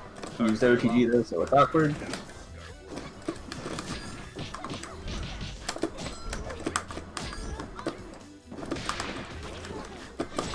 Battle butt plus assist is pretty good.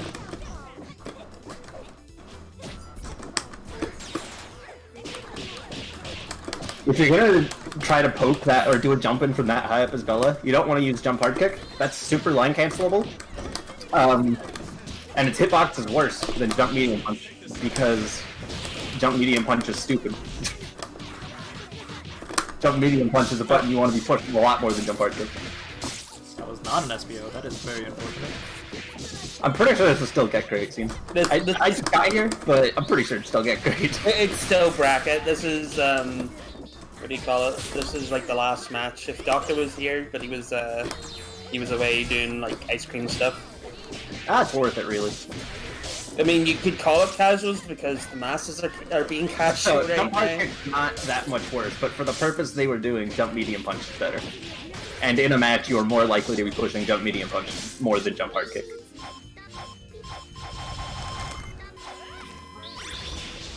Jump hard kick does have its uses. And it's still a good button.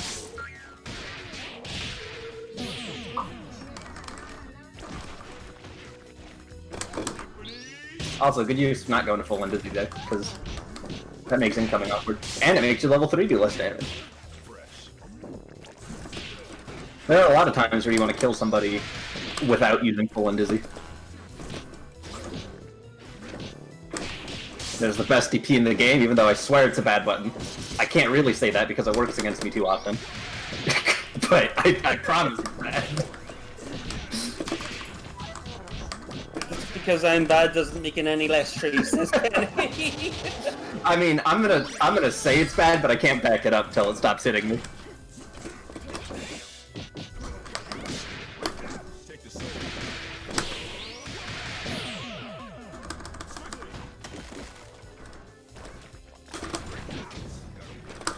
Oh, you might have been able to just kill Ben there.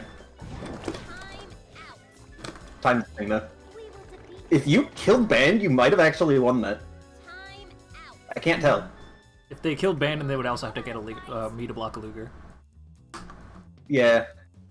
That's probably That's a little not bit too more. difficult. I don't know. I like that they added that in Dragon Ball, where there's a thing that shows you not only who has life lead, but like by how much. Oh, really? Are you, like, Yeah, just, like a percentage or something, or what is it? It's just a bar. So you can see that it's like very close, and you're like, okay, well I could just do a special and chip, and I mean, Ah. and Interesting. They added a lot of good stuff in Season 3. Dragon Ball Season 3 is actually a good fighting game. Yeah, no, it seems really legit right now. Then It's they're also gonna ruin fun. it by adding Leroy Smith. They kind of did. Leroy Smith, let's. Psycho came out. Also, no, it's not Runga for Runga. No, we're not. This has got to stop, Fred. That's the game man game. Stop.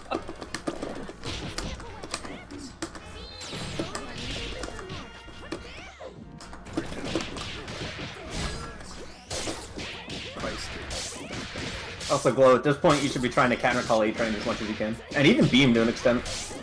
You can wait for Beam to be over and then hit and assist. Really good grab. Oh, dropped it. And Hard Punch will probably work better than Scratch Hard Punch in that situation. Stand Hard Punch is a very underrated Valentine move. Go ask Fedora Ninja. He thinks it's the best button, and I kind of agree with him after seeing how he uses it.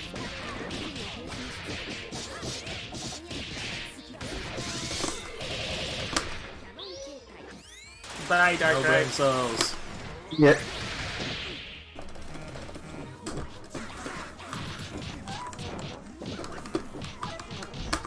Friendly reminder that Diamond Drop is 4 frames. So if you see an E-break, you're allowed to Diamond Drop, and there's not much he gets to do about that.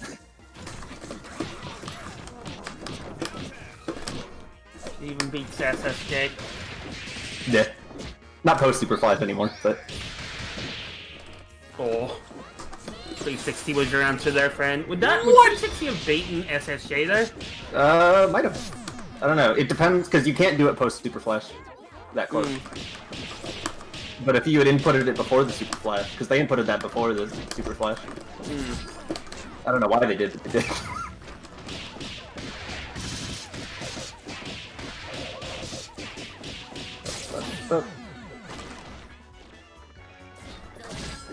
If you want a double incoming, I don't know what assist you're running. You're running Excella. So one of the things you can do is, if you want a dumb incoming, and you can even do it by yourself if you use Monster, but stand medium kick moves you forward, and the end of stand medium kick moves you backwards.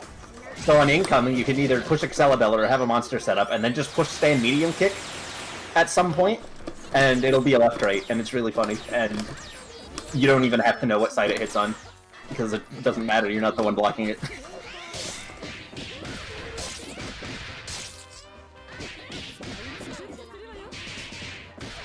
Alright, we have 3 poison, this should be dead attack. Yeah, that's dead. Hell yeah. Yeah, there was no way I was coming back for that when I had only robot left. Yeah. The downsides of having Robo on your team.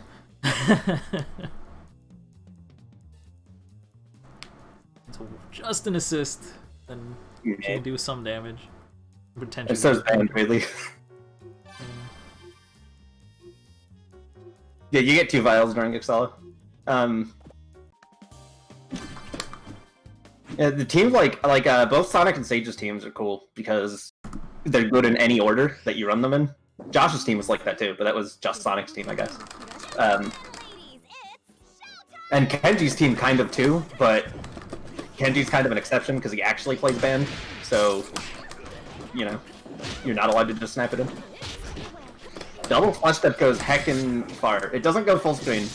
I would never use it to get in on zone either, because it has recovery frames, and it dies if they just push a button. Her forward dash is tied for the best forward dash in the game with parasols, because, you know, parasols. She can abuse that in her jumps. She has a parasol forward dash, and she gets to double jump. And she has a Valentine jump medium kick, which moves you forward too. She's got really heckin' good movement buttons.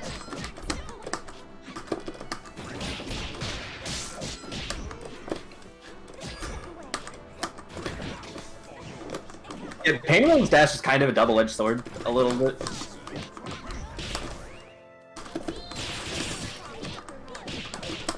Because like, dash up low will hit everybody in this game.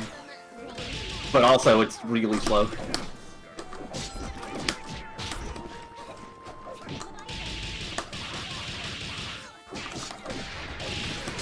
I could just kill, but Instead, I can do this, which is funny. Gotta go for the mix.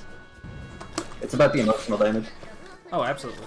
Unless I'm dizzy, which is important. Pingu's dash reminds me of what do you call it?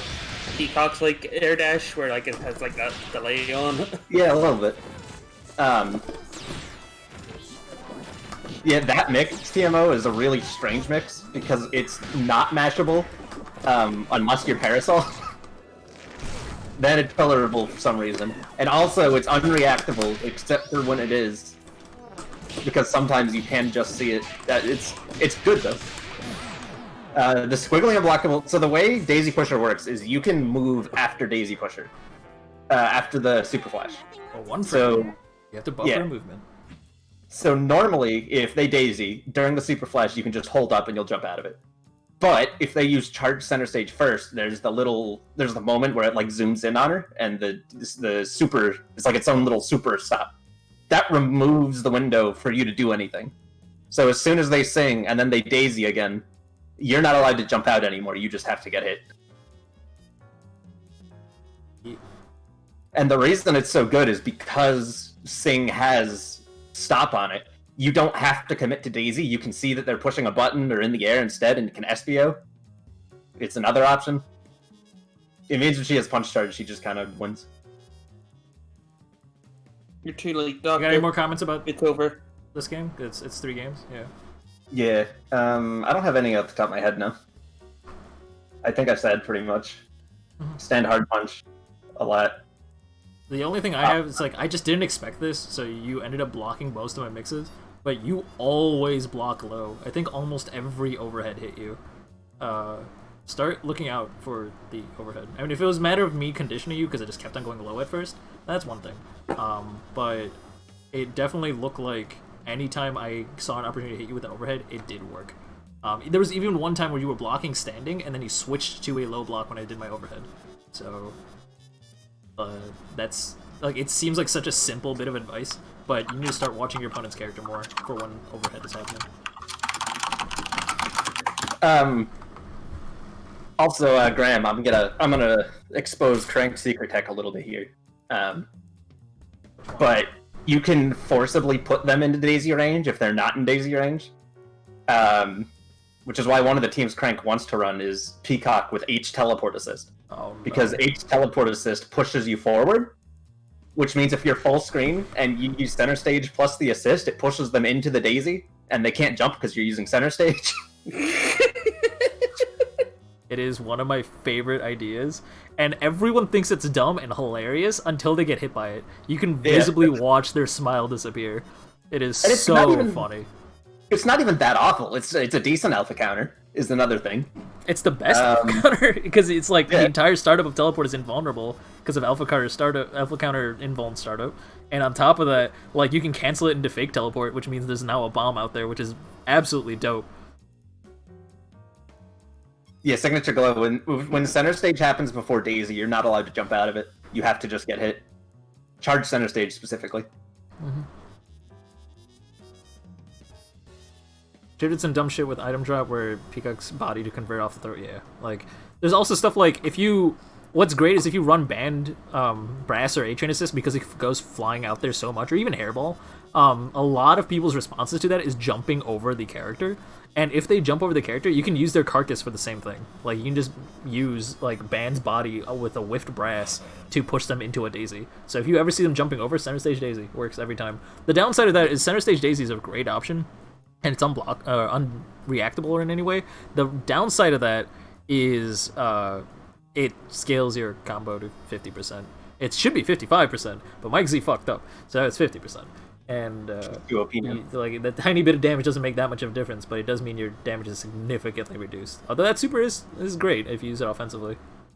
The real tech that Yaya's mastered is the sliding across the screen while you're in the middle of center stage. I can do that on command with my team. Against the band, I can do that on command. It can do the squiggly drive-by. It is so great. I love that so much. Squiggly drive-by. Because like A-Train automatically sets Big Band into a knockdown state. So if you called A-Train assist, and then just as they fly out of their opponent band flies out of A train, you can on command use center stage, and because the other band is horizontal, it triggers the squiggly drive-by, which is so funny. If you guys haven't seen it, look up the Yaya Diaries. Those are some of the best Skullgirls you'll ever watch. Yeah, or the worst, depending on who you are. Can you get a video of the squiggly drive-by? Yaya Diaries. Yaya Diaries. Oh yeah. Let me see if I can pull it up and then quickly put it on stream if I have it. Oh, so are we waiting No, on I Doctor? don't have it handy. What's up? Are we waiting on Doctor? No, I don't think Doc is... Wait, did Doc make it back? Doc, you're still... I see you said in chat. You gotta tell me. He said stall for 5 minutes. I'm almost home. Oh, okay. Stop for 5 minutes. Alright. Who wants to fight Doc? I want to fight. No, you already fought, like, 2 people. I want to fight. Kick signature glow. I played 2 people. Penny, you want to play Doc? Yeah, I can do it, I guess. I beat him up. Oh, they also said never mind. They also said never mind? Oh, never mind. We're not Making a Making detour. it to her. Okay. Alright then. Heck Oh, you, okay. Doctor. All right, Doctor. we're gonna call it here in that case because it is taking way too long. It is 6:30. This stream has been 3.5 hours. Kill me. Just wait a bit longer. All right, fine for you, just because I love you. Shit. All right, GG's everyone, but we are gonna wait for Doc, I guess. I don't know. Penny fight me, I The guess. fuck are you talking about, Swagger? Yeah. Actually, where did they say that they were making a detour? It's up there. This it's in all caps. Wait, I never saw it. mind. They're taking the fucking Oh, I see. Doc really wants to play, so we'll make it happen. He said, "Oh well, GG's all." What? Doc. You want us to wait on you or not, Doctor? You've got till the end of this match to decide. No answer counts as no. What? I'm talking about Doctor. If he doesn't answer, that counts as a no. Okay. That's fair. Gentlemen and ladies, it's showtime!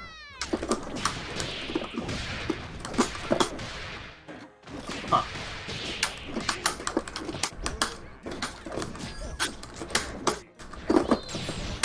No, there's no open lobby. This is just a one match to wait on Doctor, so it is.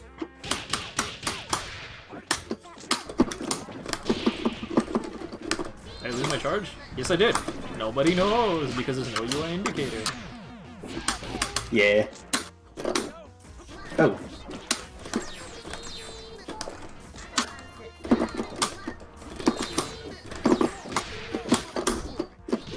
And with the air.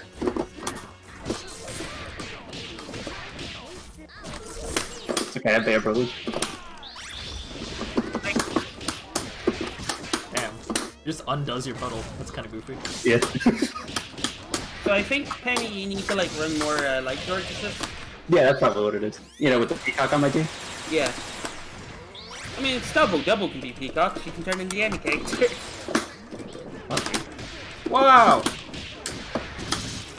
Wow! Glide on in there. I didn't have under Close.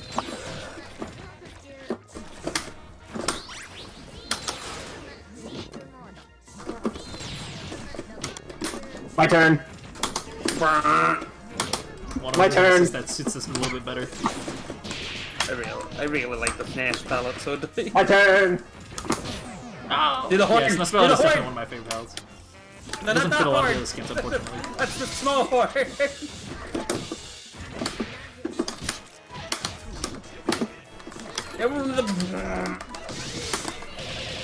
Honk honk. Not the. Okay, ban privilege. Big I'm having double Saying checking because I get anything is calling anything ban privilege is just not right.